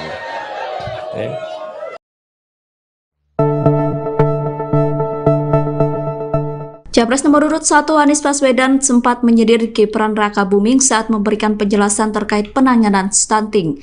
Anies mengatakan bahwa kesehatan calon ibu harus dipikirkan dalam penanganan stunting. Ia kemudian menjelaskan bahwa ibu hamil membutuhkan zat besi yang didapat dari daging-dagingan, zodium hingga asam folat. Anies lalu berkata bahwa asam folat didapat dari tanaman bukan di bengkel. Pernyataan itu disampaikan Anies dalam diskusi bertajuk Desak Anies di Banjarmasin Selasa 5 Desember. Anies menegaskan bahwa stunting tidak cukup hanya dengan gizi, melainkan diimbangi dengan kebahagiaan dan stimulasi. Sementara itu sebelumnya Gibran sempat salah menyebut asam folat menjadi asam sulfat saat berbicara tentang stunting. Gibran mengatakan bahwa ibu hamil membutuhkan asam sulfat untuk mencegah stunting. Video saat Gibran menyampaikan hal itu pun viral di media sosial. Untuk diketahui, asam folat merupakan salah satu jenis vitamin B kompleks yang baik untuk perempuan. Asam folat juga menjadi asupan terpenting bagi ibu hamil. Sedangkan asam sulfat merupakan cairan berbahaya yang sering dipakai dalam pembuatan AKI. Atas kekeliruannya, Gibran menyampaikan permintaan maaf. Ia kemudian mengoreksi pernyataannya terkait zat yang sebenarnya dibutuhkan ibu hamil. Oke, Pak Anies, di sini saya mewakili daripada nama. Ya. Perkenalkan, nama saya Dery Pratama. Saya alumni dari UIN Mahmud Yunus Nusantara, Pak Anies. Jadi di sini pertama sebelum saya bertanya Pak Anies, saya ingin minta dua hal kepada Pak Anies. Yang pertama itu, Pak Anies orang yang luar biasa, tetapi saya ingin menjawab di sini tidak memakai dengan kalimat-kalimat yang tinggi, Pak Anies. Karena di sini tidak semuanya yang memahami kalimat-kalimat tinggi seperti yang di TV itu, Pak Anies. Yang kedua, jangan banyak janji di antara masyarakat hari ini. Jadi di sini pertanyaan saya, Pak Anies, pertanyaan saya mengutip daripada perkataan Tan Malaka itu. Kata Tan Malaka, tujuan daripada pendidikan itu adalah mempertajam pengetahuan, memperkukuh kemauan, dan memperhalus perasaan, Pak Anies. Jadi dari kalimat itu, kami sebagai mahasiswa, kami sebagai orang yang pernah belajar itu, banyak di antara kami yang hari ini telah menjalankan tiga hal itu, Pak Anies, tetapi merasa ketakutan. Karena apa? Karena setelah sekolah, setelah berkuliah itu takut tidak mendapatkan pekerjaan. Selanjutnya, banyak di antaranya orang-orang elit yang berada di pemerintahan itu, Pak Anies, tidak mendengarkan dan tidak mau membawa kami masuk ke dalam pemerintahan itu.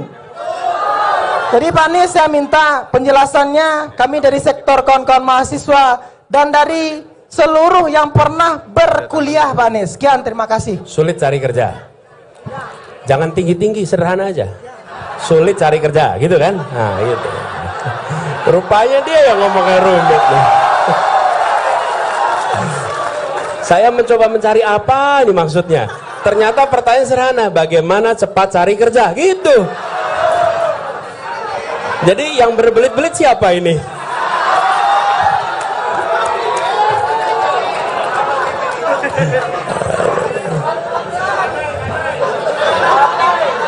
Tepuk tangan dulu, lihat tepuk tangan dulu. Ya. Gini, makasih. Namanya sekali lagi siapa? Panggilannya? Dery. Bung Dery, terima kasih Bung Dery. Jadi kita tadi pertanyaan, jangan banyak janji. Saya ingin komentari dulu soal jangan banyak janji. Sebenarnya bagi masyarakat hari ini jangan melarang untuk punya banyak janji. Tapi bilang begini, silahkan Anda janji yang banyak. Kami akan catat janjimu dan kami akan tagih janjimu. Gitu. Loh, kalau Anda melarang kami janji banyak, rugi Anda. Rugi. Bener gak? Harusnya dibilang, Pak Anies, janjimu kurang banyak Pak Anies. Janjinya ditambah, nanti kami tagih janjimu. Begitu. Jangan slogannya dibalik. Jangan banyak janji. Loh, kok jangan banyak janji? Buat saya, baik-baik aja itu. Berarti Anda, kalau tadi saya bilang ada 5 hal, dikurangi aja ya tadi ya? Mau nggak dikurangi tadi? Ya, kalau gitu stadion dihapus saja ya. Oke. Revitalisasi kereta api hapus saja ya. Loh, kata dia jangan banyak janji. Nah, makanya dibalik. Nah, ini saya ajarin nih.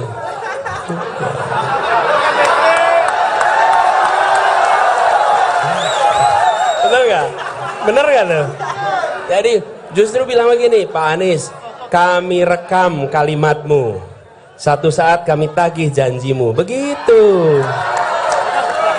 Jadi nanti kalau ketemu dengan siapapun yang berkampanye, katakan, kurang janjimu, tambahin ini 1, 2, 3, 4 gitu ya. Setuju ya? Oke. Ada azan.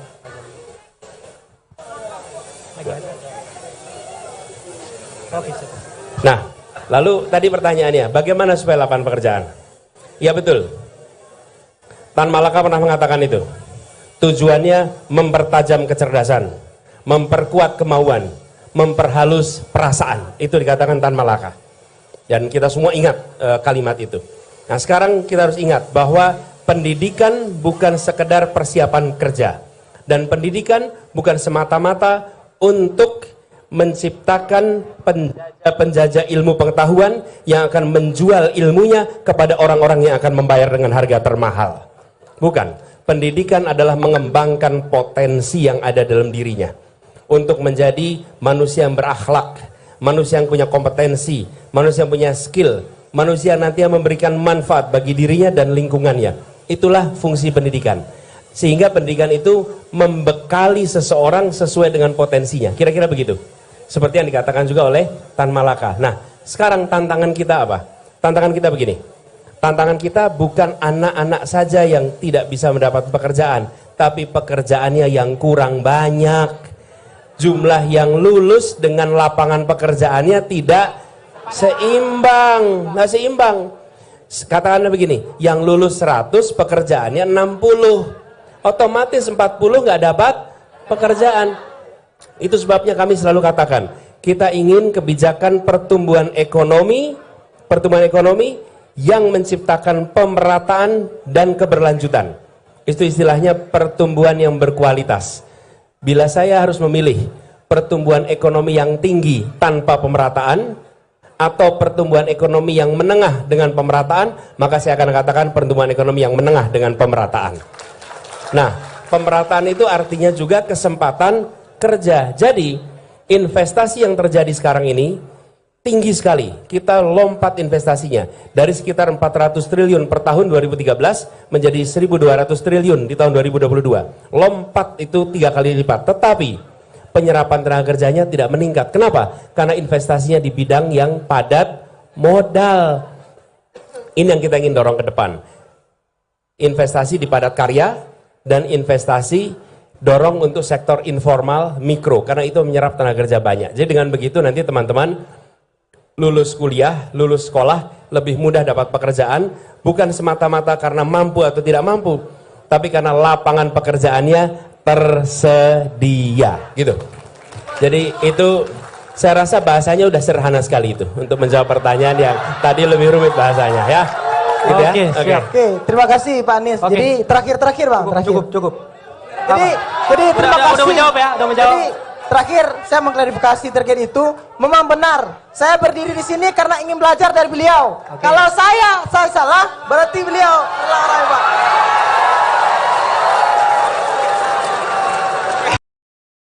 Banyak aturan ditekuk, ada satu orang milenial bisa menjadi calon wakil presiden. Calon Presiden nomor urut 1 Anies Baswedan menyinggung ada milenial yang menjadi calon wakil presiden. Namun di sisi lain ada ribuan milenial yang harus berhadapan dengan aparat dan gas air mata demi membela kelompok marginal. Demikian disampaikan Anies Baswedan saat menyampaikan visi dan misinya dalam debat pertama Capres 2024 pada Selasa 12 Desember 2023. Anies Baswedan tidak menyebut secara lugas sosok milenial yang dimaksud, namun saat ini satu-satunya milenial yang menjadi Cawapres adalah putra dari Presiden Joko Widodo, yakni Gibran Raka Buming Raka. Anies menilai hukum di Indonesia tidak lagi lurus. Pasalnya ada aturan hukum yang bisa diatur oleh kekuasaan hingga membuat seorang milenial menjadi Cawapres. Pada saat ini, kalau kita lihat hukum itu harusnya tegak begini. Inilah hukum. Dalam kenyataannya, dia bengkok. Dia tajam ke bawah, dia tumpul ke atas. Dan kondisi ini tidak boleh didiamkan, tidak boleh dibiarkan, dan harus berubah. Karena itu kita mendorong perubahan, mengembalikan hukum menjadi tegak kepada semuanya.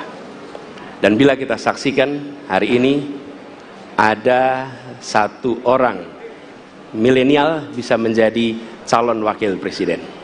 Tetapi ada ribuan milenial, generasi Z, yang peduli pada anak-anak bangsa, yang peduli pada mereka yang termarginalkan. Ketika mereka mengungkapkan pendapat, ketika mereka mengkritik pemerintah, justru mereka sering dihadapi dengan kekerasan, dihadapi dengan benturan, dan bahkan gas air mata. Apakah kondisi ini akan dibiarkan? Tidak, kita harus lakukan perubahan. Pengamat politik F. Rizal menyoroti pernyataan calon presiden nomor urut 1 Anies Baswedan yang kerap menyindir paslon nomor urut 2 Prabowo Subianto, Gibran Raka Buming Raka. Menurut F. Rizal, Anies Baswedan menyindir Prabowo Gibran untuk memberikan makna koalisi perubahan. Yakni sindiran tersebut diarahkan ke pasangan tersebut lantaran Jokowi, Prabowo Gibran dan pemerintahan bukan lagi di wilayah PDIP, melainkan ke wilayah kubu nomor 2. F. Rizal menyatakan bahwa Anies tak akan menyindir pasangan calon nomor urut 3, Ganjar Mahfud, lantaran bukan lagi bagian dari pemerintah. Mengingat banyak menteri dari PDIP yang saat ini sudah berseberangan dengan pemerintahan Presiden Joko Widodo. Lanjut, F. Rizal menilai sindiran ex-gubernur DKI Jakarta itu sebagai strategi untuk mendulang suara terhadap orang yang kecewa dengan kubu Prabowo maupun Ganjar. Atas hal tersebut, pakar politik itu menilai sindiran yang dilakukan Anies ke Prabowo Gibran akan mendapat efek elektoral. Sebelumnya, belakangan ini Anies Baswedan kerap menyindir terkait dinasti politik lantaran putra sulung Presiden Joko Widodo itu maju sebagai cawapres. Selain itu, Anies juga menyindir Prabowo Subianto perihal joget gemoy yang saat ini tengah viral. Merespon sindiran itu, Wakil Ketua Relawan TKN Prabowo Gibran yakni Roy Edison Maningkas meminta Anies untuk fokus terhadap program-program Capres 2024 yang digagas olehnya dibanding mengurusi identitas lawannya. Lantas, Roy justru mempertanyakan kinerja Capres Anies Baswedan selama menjadi Gubernur DKI Jakarta, mengingat anggaran yang besarannya mencapai 80 triliun rupiah itu tidak dirasakan manfaatnya oleh masyarakat. Sehingga Roy meragukan Anies Baswedan apabila menjadi Presiden RI 2024 dan tidak bisa menggunakan anggaran sekira 3 triliun rupiah. Menurut Roy Maningkas, program Anies sejak kampanye Pilkada 2016 lalu hingga Pilpres 2024 ini hanya omongan dan tak ada bukti kerja nyata.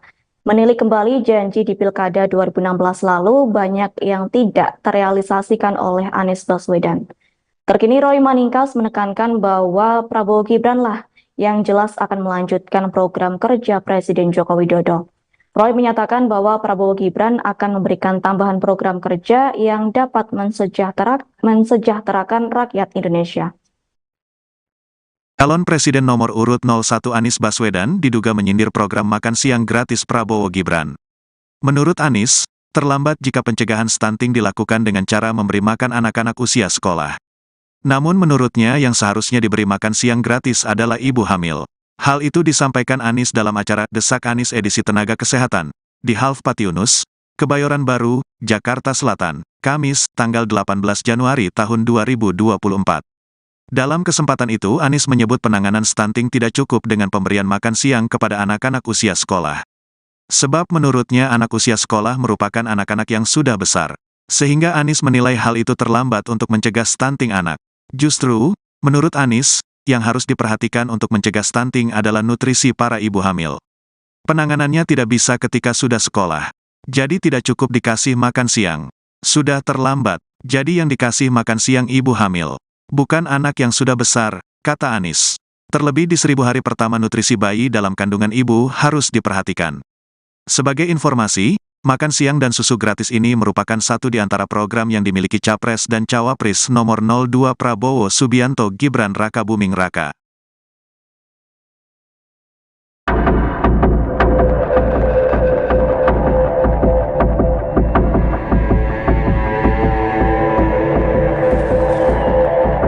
Presiden nomor urut 1 Anies Baswedan diduga menyindir program makan siang gratis Prabowo Gibran. Menurut Anies, terlambat jika pencegahan stunting dilakukan dengan cara memberi makan anak-anak usia sekolah. Namun menurutnya yang seharusnya diberi makan siang gratis adalah ibu hamil. Dilansir dari tribunnews.com, hal itu disampaikan Anies dalam acara Desak Anies edisi Tenaga Kesehatan di Half Patiunus Kebayoran Baru, Jakarta Selatan, tepatnya pada Kamis 18 Januari. Dalam kesempatan itu, Anies menyebut penanganan stunting tidak cukup dengan pemberian makan siang kepada anak-anak usia sekolah. Sebab menurutnya anak usia sekolah merupakan anak-anak yang sudah besar, sehingga Anies menilai hal itu terlambat untuk mencegah stunting anak. Justru menurut Anies yang harus diperhatikan untuk mencegah stunting adalah nutrisi para ibu hamil. Terlebih di 1000 hari pertama, nutrisi bayi dalam kandungan ibu harus diperhatikan. Sebagai informasi, makan siang dan susu gratis ini merupakan satu di antara program yang dimiliki Capres dan Cawapres nomor urut 2 Prabowo Subianto dan Gibran Raka Buming Raka. Tadi suasananya seru ya? Seru banget. Jadi bisa memisahkan mana urusan pribadi sama urusan kepentingan publik, ini yang paling senang saya. Gimana tuh?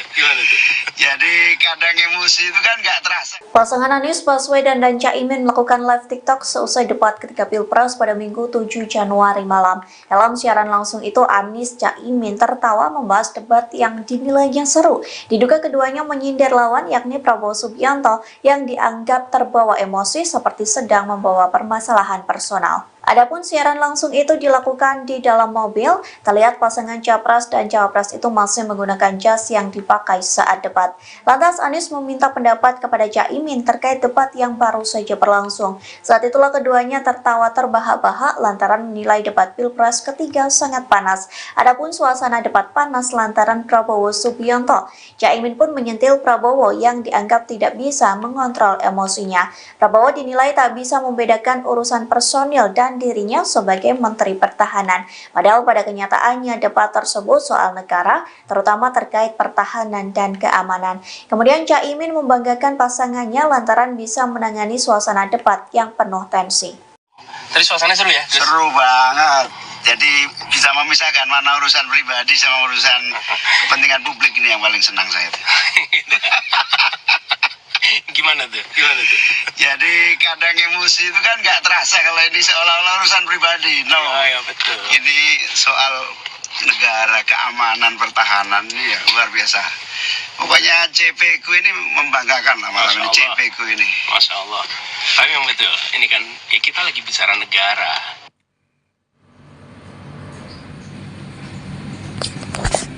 Jadi kita bicara negara, apalagi di kancah internasional, kita tidak boleh sungkan di dalam menyampaikan gagasan, menyampaikan ide. Bayangkan kalau kita di forum internasional, lalu sungkan menyampaikan. Lah ini, bagaimana kita memperjuangkan kemerdekaan Palestina kalau bicara tentang pelanggaran hak asasi manusia itu telah Anda lakukan. Kita harus katakan, ketika kekuatan militer Anda mendekati wilayah Indonesia, mengganggu kedaulatan Indonesia, harus dikatakan, nggak bisa sungkan. Nah, tetapi pribadi baik-baik saja, tapi gagasan, sikap, nah itu disampaikan. Jadi dalam sebuah forum debat ya, pikiran-pikiran itu harus disampaikan. Walaupun seru ya. Seru. Antara tegang dan apa? Tadi yang paling seru yang mana Gus kelihatannya Gus? Yang paling seru ya pertanggungjawaban sebagai pejabat publik masing-masing gitu, yang harus membuktikan kinerja sekaligus ke depannya, visi. Iya, itu nah ini teman-teman udah pada ada. Ketika datang dan bertemu dengan rakyat Indonesia, maka itu bukan soal jumlah, tapi soal bagaimana kita berjuang bersama untuk Indonesia lebih baik bagi seluruh rakyat Indonesia. Jadi bukan soal jumlahnya, dan Gorontalo ini kami datang khusus karena di sini terkenal dengan produk pertaniannya. Bagaimana Gorontalo punya potensi yang sangat besar. Kita tahu ada jagung, ada coklat, ada kelapa, dan singkong. Dan singkongnya di sini berhasil. Singkongnya berhasil. Iya. Tidak perlu pakai food estate di sini. Petani-petani membangun singkong dan berhasil. Jadi kalau gitu kita melihat ini contoh. Ketika alokasi anggaran diberikan untuk petani, melalui pupuknya, melalui dukungan-dukungan yang lain, itu jauh lebih optimal daripada kita membangun sebuah food estate. Dan Gorontalo, kami datang, kami berharap bisa membawa pesan dari Gorontalo untuk seluruh Indonesia. Tidak perlu food estate, tapi biarkan para petani didukung dan mereka akan bisa berproduksi yang baik untuk kebutuhan kita. Dan alhamdulillah panennya berhasil. Nah, kalau gagal baru omon-omon, ya kan? Nah, kalau berhasil nggak perlu omon-omon. Okay.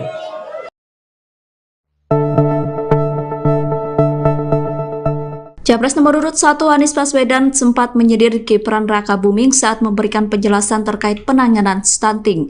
Anies mengatakan bahwa kesehatan calon ibu harus dipikirkan dalam penanganan stunting. Ia kemudian menjelaskan bahwa ibu hamil membutuhkan zat besi yang didapat dari daging-dagingan, zodium hingga asam folat. Anies selalu berkata bahwa asam folat didapat dari tanaman bukan di bengkel. Pernyataan itu disampaikan Anies dalam diskusi bertajuk Desak Anies di Banjarmasin Selasa 5 Desember.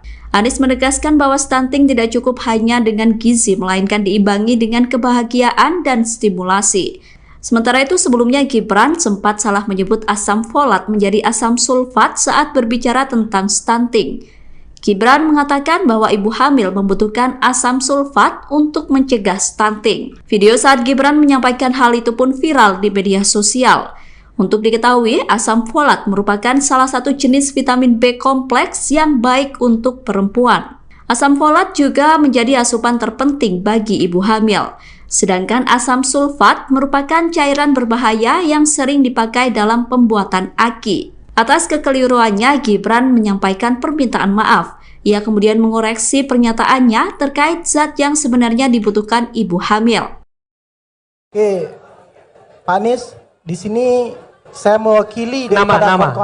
Ya. Perkenalkan, nama saya Dery Pratama. Saya alumni dari UIN Mahmud Yunus Nusantara, Pak Anies. Jadi di sini pertama sebelum saya bertanya Pak Anies, saya ingin minta dua hal kepada Pak Anies. Yang pertama itu Pak Anies orang yang luar biasa, tetapi saya ingin menjawab di sini tidak memakai dengan kalimat-kalimat yang tinggi Pak Anies. Karena di sini tidak semuanya yang memahami kalimat-kalimat tinggi seperti yang di TV itu Pak Anies. Yang kedua, jangan banyak janji di antara masyarakat hari ini. Jadi di sini pertanyaan saya Pak Anies, saya mengutip daripada perkataan Tan Malaka itu. Kata Tan Malaka, tujuan daripada pendidikan itu adalah mempertajam pengetahuan, memperkukuh kemauan, dan memperhalus perasaan Pak Anies. Jadi dari kalimat itu, kami sebagai mahasiswa, kami sebagai orang yang pernah belajar itu, banyak di antara kami yang hari ini telah menjalankan 3 hal itu Pak Anies, tetapi merasa ketakutan. Kenapa? Karena setelah sekolah, setelah berkuliah itu takut tidak mendapatkan pekerjaan. Selanjutnya, banyak di antaranya orang-orang elit yang berada di pemerintahan itu Pak Anies tidak mendengarkan dan tidak mau membawa kami masuk ke dalam pemerintahan itu. Jadi Pak Anies, saya minta penjelasannya, kami dari sektor kawan-kawan mahasiswa dan dari seluruh yang pernah berkuliah Pak Anies. Sekian, terima kasih. Sulit cari kerja. Jangan tinggi-tinggi, sederhana aja. Sulit cari kerja, gitu kan? Nah, gitu. Rupanya dia yang ngomongnya rumit nih. Saya mencoba mencari apa nih maksudnya. Ternyata pertanyaan sederhana, bagaimana cepat cari kerja, gitu. Jadi yang berbelit-belit siapa ini?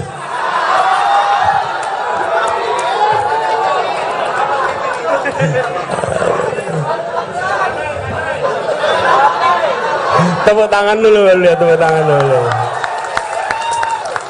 Ya. Gini, makasih.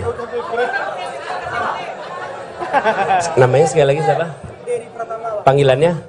Dery. Bung Dery, terima kasih Bung Dery. Jadi kita tadi pertanyaan, jangan banyak janji. Saya ingin komentari dulu soal jangan banyak janji. Sebenarnya bagi masyarakat hari ini jangan melarang untuk punya banyak janji. Tapi bilang begini, silahkan ada janji yang banyak. Kami akan catat janjimu dan kami akan tagih janjimu. Gitu. Loh, kalau Anda melarang kami janji banyak, rugi Anda. Rugi. Bener gak? Harusnya bilang, Pak Anies, janjimu kurang banyak Pak Anies. Janjinya ditambah, nanti kami tagih janjimu. Begitu. Jangan slogannya dibalik. Jangan banyak janji. Loh, kok jangan banyak janji? Buat saya, baik-baik aja itu. Berarti Anda, kalau tadi saya bilang ada 5 hal, dikurangi aja ya tadi ya? Mau nggak dikurangi tadi? Ya, kalau gitu stadion dihapus saja ya. Oke. Revitalisasi kereta api hapus saja ya. Loh, kata dia jangan banyak janji. Nah, makanya dibalik. Nah, ini saya ajarin nih.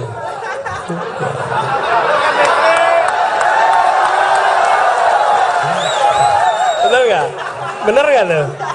Jadi justru bilang begini, Pak Anies, kami rekam kalimatmu. Satu saat kami tagih janjimu. Begitu. Jadi nanti kalau ketemu dengan siapapun yang berkampanye, katakan, kurang janjimu, tambahin ini, 1, 2, 3, 4, gitu ya. Setuju ya? Oke. Ada azan.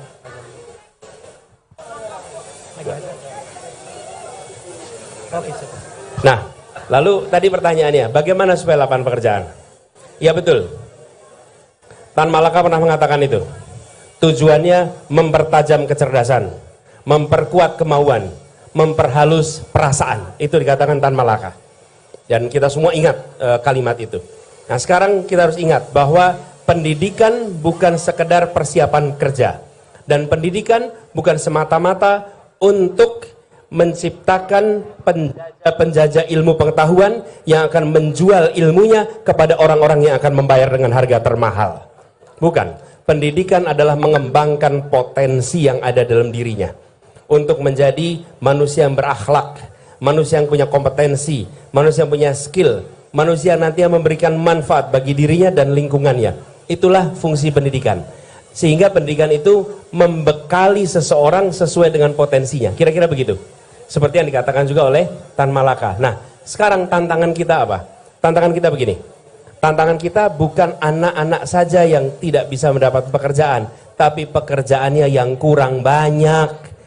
Jumlah yang lulus dengan lapangan pekerjaannya tidak seimbang, nggak seimbang. Katakanlah begini, yang lulus 100, pekerjaannya 60. Otomatis 40 nggak dapat pekerjaan. Itu sebabnya kami selalu katakan, kita ingin kebijakan pertumbuhan ekonomi yang menciptakan pemerataan dan keberlanjutan. Itu istilahnya pertumbuhan yang berkualitas. bila saya harus memilih pertumbuhan ekonomi yang tinggi tanpa pemerataan atau pertumbuhan ekonomi yang menengah dengan pemerataan, maka saya akan katakan pertumbuhan ekonomi yang menengah dengan pemerataan. Nah, pemerataan itu artinya juga kesempatan kerja. Jadi, investasi yang terjadi sekarang ini tinggi sekali. Kita lompat investasinya dari sekitar 400 triliun per tahun 2013 menjadi 1.200 triliun di tahun 2022. Lompat itu 3 kali lipat. Tetapi penyerapan tenaga kerjanya tidak meningkat. Kenapa? Karena investasinya di bidang yang padat modal. Ini yang kita ingin dorong ke depan. Investasi di padat karya dan investasi dorong untuk sektor informal mikro, karena itu menyerap tenaga kerja banyak. Jadi dengan begitu nanti teman-teman lulus kuliah, lulus sekolah lebih mudah dapat pekerjaan, bukan semata-mata karena mampu atau tidak mampu, tapi karena lapangan pekerjaannya tersedia, gitu. Jadi itu saya rasa bahasanya udah sederhana sekali itu untuk menjawab pertanyaan yang tadi lebih rumit bahasanya, ya. Gitu ya? Oke, siap. Oke, terima kasih Pak Anies. Oke. Jadi terakhir Bang, Cukup. Jadi terima kasih. Udah menjawab ya, udah menjawab. Jadi terakhir saya mengklarifikasi terkait itu, memang benar. Saya berdiri di sini karena ingin belajar dari beliau. Kalau saya salah, berarti beliau salah, Pak.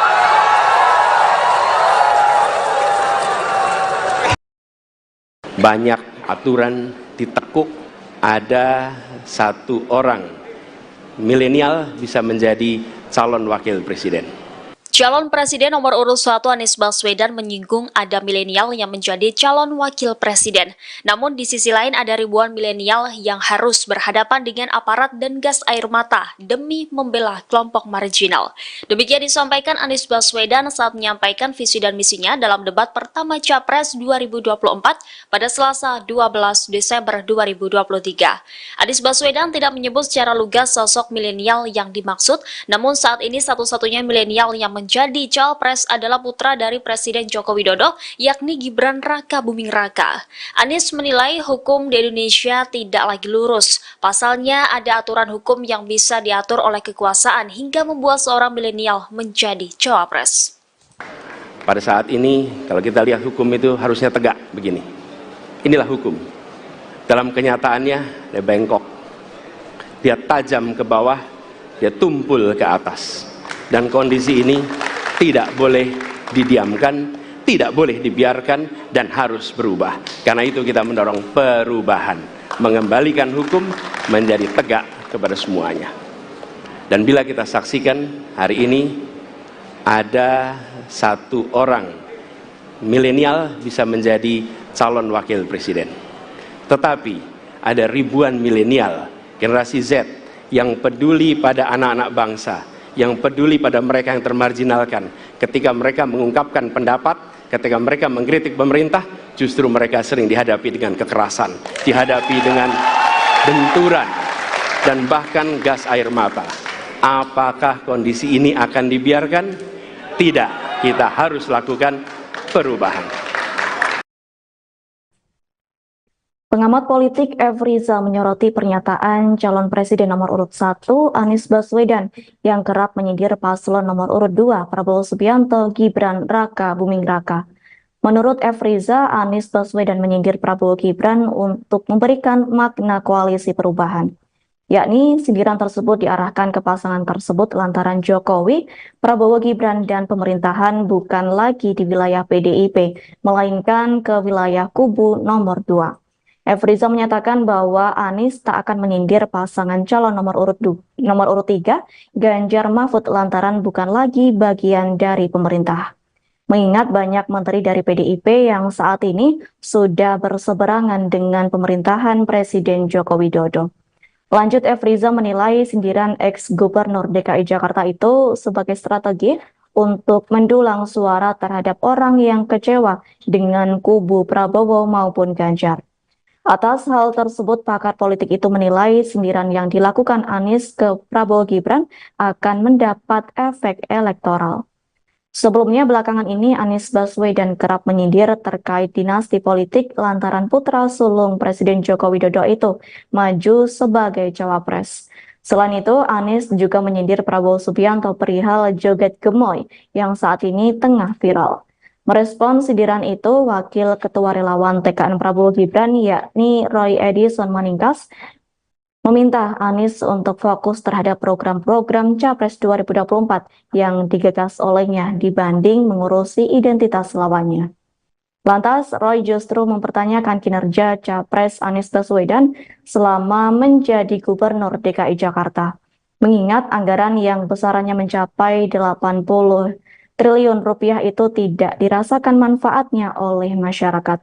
Sehingga Roy meragukan Anies Baswedan apabila menjadi Presiden RI 2024 dan tidak bisa menggunakan anggaran sekira 3 triliun rupiah. Menurut Roy Maningkas, program Anies sejak kampanye Pilkada 2016 lalu hingga Pilpres 2024 ini hanya omongan dan tak ada bukti kerja nyata. Menilik kembali janji di Pilkada 2016 lalu banyak yang tidak terrealisasikan oleh Anies Baswedan. Terkini Roy Maningkas menekankan bahwa Prabowo Gibran lah yang jelas akan melanjutkan program kerja Presiden Joko Widodo. Roy menyatakan bahwa Prabowo Gibran akan memberikan tambahan program kerja yang dapat mensejahterakan rakyat Indonesia. Calon Presiden nomor urut 01 Anies Baswedan diduga menyindir program makan siang gratis Prabowo Gibran. Menurut Anies, terlambat jika pencegahan stunting dilakukan dengan cara memberi makan anak-anak usia sekolah. Namun menurutnya yang seharusnya diberi makan siang gratis adalah ibu hamil. Hal itu disampaikan Anies dalam acara Desak Anies edisi Tenaga Kesehatan di Half Patiunus, Kebayoran Baru, Jakarta Selatan, Kamis, tanggal 18 Januari tahun 2024. Dalam kesempatan itu, Anies menyebut penanganan stunting tidak cukup dengan pemberian makan siang kepada anak-anak usia sekolah. Sebab menurutnya anak usia sekolah merupakan anak-anak yang sudah besar. Sehingga Anies menilai hal itu terlambat untuk mencegah stunting anak. Justru, menurut Anies, yang harus diperhatikan untuk mencegah stunting adalah nutrisi para ibu hamil. Penanganannya tidak bisa ketika sudah sekolah. Jadi tidak cukup dikasih makan siang. Sudah terlambat, jadi yang dikasih makan siang ibu hamil. Bukan anak yang sudah besar, kata Anies. Terlebih di 1000 hari pertama nutrisi bayi dalam kandungan ibu harus diperhatikan. Sebagai informasi, makan siang dan susu gratis ini merupakan satu di antara program yang dimiliki Capres dan Cawapres nomor 02 Prabowo Subianto Gibran Raka Buming Raka.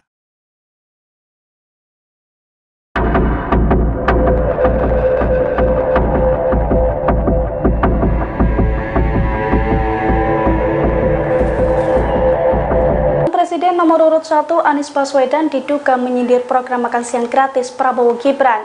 Menurut Anies, terlambat jika pencegahan stunting dilakukan dengan cara memberi makan anak-anak usia sekolah. Namun menurutnya yang seharusnya diberi makan siang gratis adalah ibu hamil. Dilansir dari tribunnews.com, hal itu disampaikan Anies dalam acara Desak Anies edisi Tenaga Kesehatan di Half Patiunus Kebayoran Baru, Jakarta Selatan, tepatnya pada Kamis 18 Januari. Dalam kesempatan itu, Anies menyebut penanganan stunting tidak cukup dengan pemberian makan siang kepada anak-anak usia sekolah. Sebab menurutnya anak usia sekolah merupakan anak-anak yang sudah besar, sehingga Anies menilai hal itu terlambat untuk mencegah stunting anak. Justru menurut Anies yang harus diperhatikan untuk mencegah stunting adalah nutrisi para ibu hamil. Terlebih di 1000 hari pertama, nutrisi bayi dalam kandungan ibu harus diperhatikan.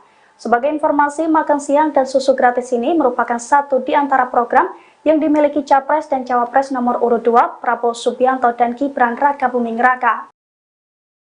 Tadi suasananya seru ya? Seru banget. Jadi bisa memisahkan mana urusan pribadi sama urusan kepentingan publik, ini yang paling senang saya. Gimana tuh? Jadi kadang emosi itu kan nggak terasa. Pasangan Anies Baswedan dan Caimin melakukan live TikTok seusai debat ketika Pilpres pada Minggu 7 Januari malam. Dalam siaran langsung itu, Anies Caimin tertawa membahas debat yang dinilainya seru. Diduga keduanya menyindir lawan yakni Prabowo Subianto yang dianggap terbawa emosi seperti sedang membawa permasalahan personal. Adapun siaran langsung itu dilakukan di dalam mobil, terlihat pasangan Capres dan Cawapres itu masih menggunakan jas yang dipakai saat debat. Lantas Anies meminta pendapat kepada Caimin terkait debat yang baru saja berlangsung. Saat itulah keduanya tertawa terbahak-bahak lantaran menilai debat Pilpres ketiga sangat panas. Adapun suasana debat panas lantaran Prabowo Subianto. Caimin pun menyentil Prabowo yang dianggap tidak bisa mengontrol emosinya.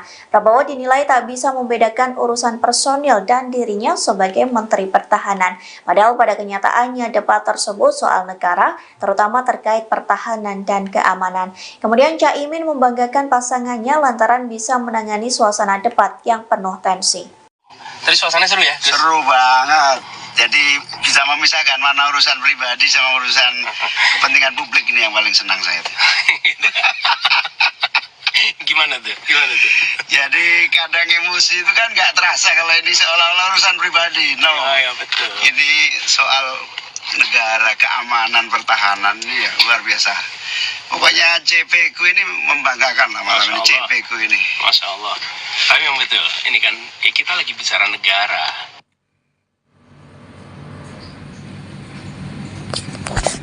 Jadi kita bicara negara, apalagi di kancah internasional, kita tidak boleh sungkan di dalam menyampaikan gagasan, menyampaikan ide. Bayangkan kalau kita di forum internasional, lalu sungkan menyampaikan.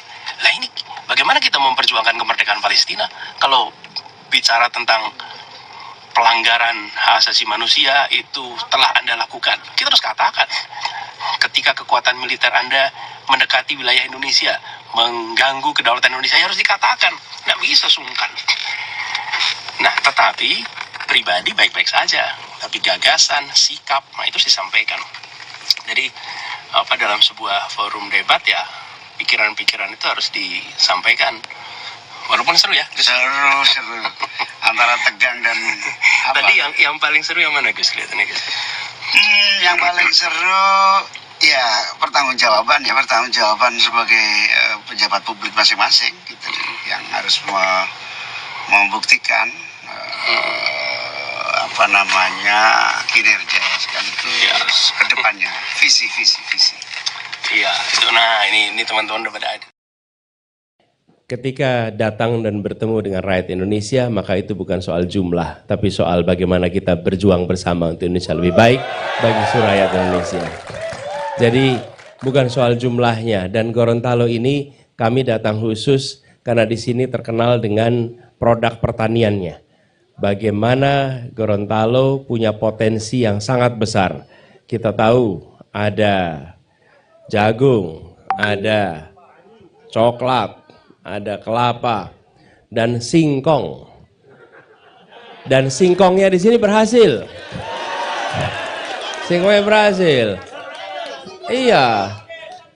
Tidak perlu pakai food estate di sini. Petani-petani membangun singkong dan berhasil. Jadi kalau gitu kita melihat ini contoh. Ketika alokasi anggaran diberikan untuk petani melalui pupuknya, melalui dukungan-dukungan yang lain, itu jauh lebih optimal daripada kita membangun sebuah food estate. Dan Gorontalo, kami datang, kami berharap bisa membawa pesan dari Gorontalo untuk seluruh Indonesia.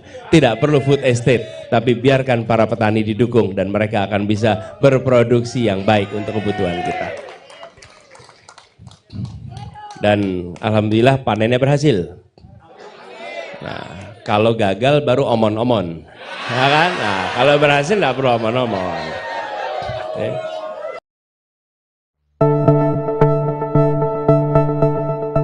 Capres nomor urut 1 Anies Baswedan sempat menyindir Gibran Rakabuming saat memberikan penjelasan terkait penanganan stunting. Anies mengatakan bahwa kesehatan calon ibu harus dipikirkan dalam penanganan stunting. Ia kemudian menjelaskan bahwa ibu hamil membutuhkan zat besi yang didapat dari daging-dagingan, zodium hingga asam folat. Anies selalu berkata bahwa asam folat didapat dari tanaman bukan di bengkel. Pernyataan itu disampaikan Anies dalam diskusi bertajuk Desak Anies di Banjarmasin Selasa 5 Desember. Anies menegaskan bahwa stunting tidak cukup hanya dengan gizi, melainkan diimbangi dengan kebahagiaan dan stimulasi. Sementara itu sebelumnya Gibran sempat salah menyebut asam folat menjadi asam sulfat saat berbicara tentang stunting.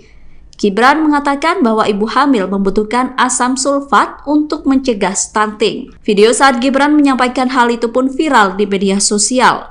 Untuk diketahui, asam folat merupakan salah satu jenis vitamin B kompleks yang baik untuk perempuan. Asam folat juga menjadi asupan terpenting bagi ibu hamil. Sedangkan asam sulfat merupakan cairan berbahaya yang sering dipakai dalam pembuatan AKI. Atas kekeliruannya, Gibran menyampaikan permintaan maaf. Ia kemudian mengoreksi pernyataannya terkait zat yang sebenarnya dibutuhkan ibu hamil.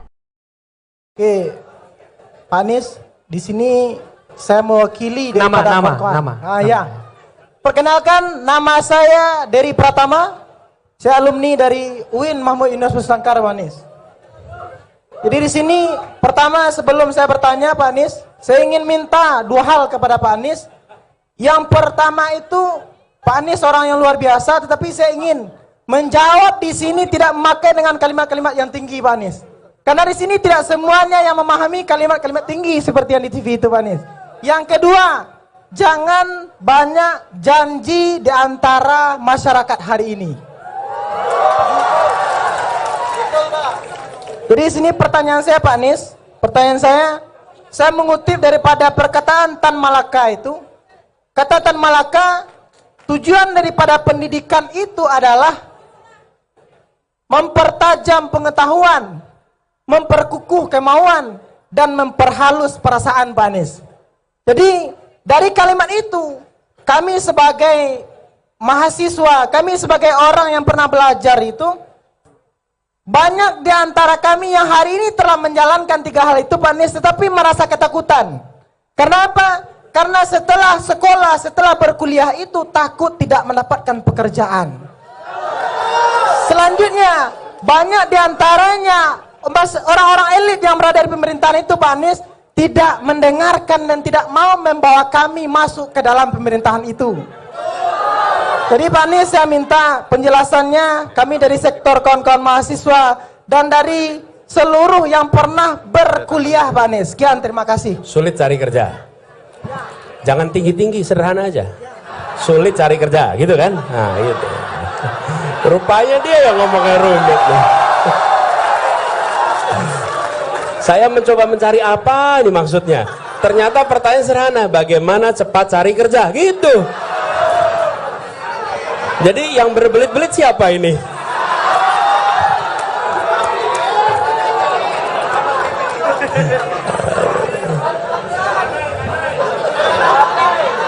Tepuk tangan dulu, lihat tepuk tangan dulu. Ya. Gini, makasih. Namanya sekali lagi siapa? Panggilannya? Dery. Bung Dery, terima kasih Bung Dery. Jadi kita tadi pertanyaan, jangan banyak janji. Saya ingin komentari dulu soal jangan banyak janji. Sebenarnya bagi masyarakat hari ini jangan melarang untuk punya banyak janji. Tapi bilang begini, silahkan Anda janji yang banyak. Kami akan catat janjimu dan kami akan tagih janjimu. Gitu. Loh, kalau Anda melarang kami janji banyak, rugi Anda. Rugi. Bener gak? Harusnya dibilang, Pak Anies janjimu kurang banyak Pak Anies. Janjinya ditambah, nanti kami tagih janjimu. Begitu. Jangan slogannya dibalik. Jangan banyak janji. Loh, kok jangan banyak janji? Buat saya baik-baik aja itu. Berarti Anda, kalau tadi saya bilang ada 5 hal, dikurangi aja ya tadi ya. Mau nggak dikurangi tadi? Ya, kalau gitu stadion dihapus saja ya. Oke. Revitalisasi kereta api hapus saja ya. Loh, kata dia jangan banyak janji. Nah, makanya dibalik. Nah, ini saya ajarin nih.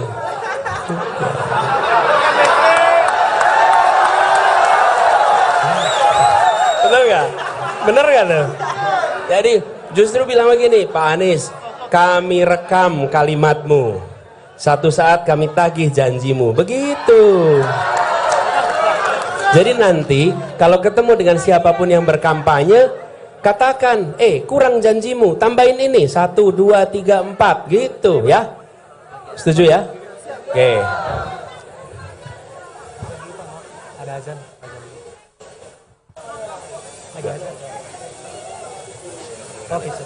Nah, lalu tadi pertanyaannya, bagaimana supaya lapangan pekerjaan? Ya betul. Tan Malaka pernah mengatakan itu. Tujuannya mempertajam kecerdasan, memperkuat kemauan, memperhalus perasaan. Itu dikatakan Tan Malaka. Dan kita semua ingat kalimat itu. Nah, sekarang kita harus ingat bahwa pendidikan bukan sekedar persiapan kerja. Dan pendidikan bukan semata-mata untuk menciptakan penjajah ilmu pengetahuan yang akan menjual ilmunya kepada orang-orang yang akan membayar dengan harga termahal. Bukan. Pendidikan adalah mengembangkan potensi yang ada dalam dirinya untuk menjadi manusia yang berakhlak, manusia yang punya kompetensi, manusia yang punya skill, manusia nanti yang memberikan manfaat bagi dirinya dan lingkungannya. Itulah fungsi pendidikan. Sehingga pendidikan itu membekali seseorang sesuai dengan potensinya. Kira-kira begitu. Seperti yang dikatakan juga oleh Tan Malaka. Nah, sekarang tantangan kita apa? Tantangan kita begini. Tantangan kita bukan anak-anak saja yang tidak bisa mendapat pekerjaan, tapi pekerjaannya yang kurang banyak. Jumlah yang lulus dengan lapangan pekerjaannya tidak seimbang, nggak seimbang. Katakanlah begini, yang lulus 100 pekerjaannya 60, otomatis 40 nggak dapat pekerjaan.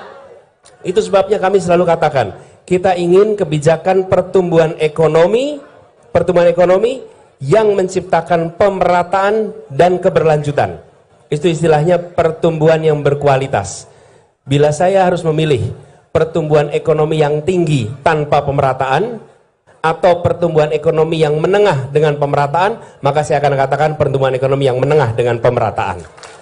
Nah, pemerataan itu artinya juga kesempatan kerja. Jadi, investasi yang terjadi sekarang ini tinggi sekali. Kita lompat investasinya dari sekitar 400 triliun per tahun 2013 menjadi 1.200 triliun di tahun 2022. Lompat itu 3 kali lipat. Tetapi penyerapan tenaga kerjanya tidak meningkat. Kenapa? Karena investasinya di bidang yang padat modal.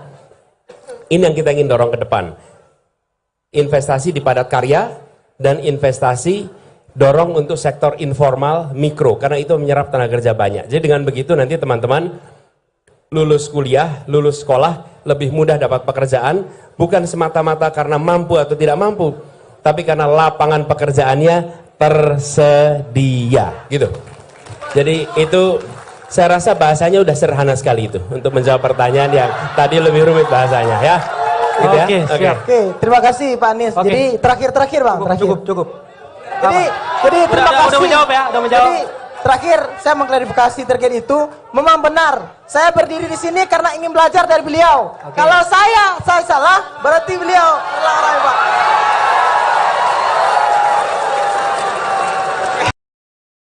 Banyak aturan ditekuk, ada satu orang milenial bisa menjadi calon wakil presiden. Calon Presiden nomor urut 1 Anies Baswedan menyinggung ada milenial yang menjadi calon wakil presiden. Namun di sisi lain ada ribuan milenial yang harus berhadapan dengan aparat dan gas air mata demi membela kelompok marginal. Demikian disampaikan Anies Baswedan saat menyampaikan visi dan misinya dalam debat pertama Capres 2024 pada Selasa 12 Desember 2023. Anies Baswedan tidak menyebut secara lugas sosok milenial yang dimaksud, namun saat ini satu-satunya milenial yang menjadi cawapres adalah putra dari Presiden Joko Widodo, yakni Gibran Raka Buming Raka. Anies menilai hukum di Indonesia tidak lagi lurus. Pasalnya ada aturan hukum yang bisa diatur oleh kekuasaan hingga membuat seorang milenial menjadi cawapres. Pada saat ini, kalau kita lihat hukum itu harusnya tegak begini. Inilah hukum. Dalam kenyataannya, dia bengkok. Dia tajam ke bawah, dia tumpul ke atas. Dan kondisi ini tidak boleh didiamkan, tidak boleh dibiarkan, dan harus berubah. Karena itu kita mendorong perubahan, mengembalikan hukum menjadi tegak kepada semuanya. Dan bila kita saksikan hari ini ada satu orang milenial bisa menjadi calon wakil presiden. Tetapi ada ribuan milenial, generasi Z yang peduli pada anak-anak bangsa, yang peduli pada mereka yang termarginalkan. Ketika mereka mengungkapkan pendapat, ketika mereka mengkritik pemerintah, justru mereka sering dihadapi dengan kekerasan, dihadapi dengan benturan, dan bahkan gas air mata. Apakah kondisi ini akan dibiarkan?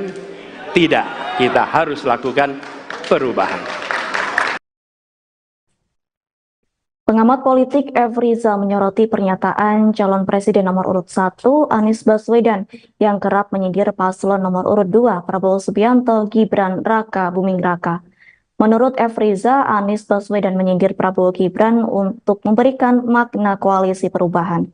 Yakni sindiran tersebut diarahkan ke pasangan tersebut lantaran Jokowi, Prabowo Gibran dan pemerintahan bukan lagi di wilayah PDIP, melainkan ke wilayah kubu nomor 2.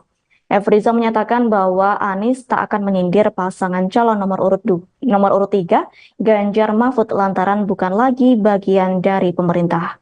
Mengingat banyak menteri dari PDIP yang saat ini sudah berseberangan dengan pemerintahan Presiden Joko Widodo.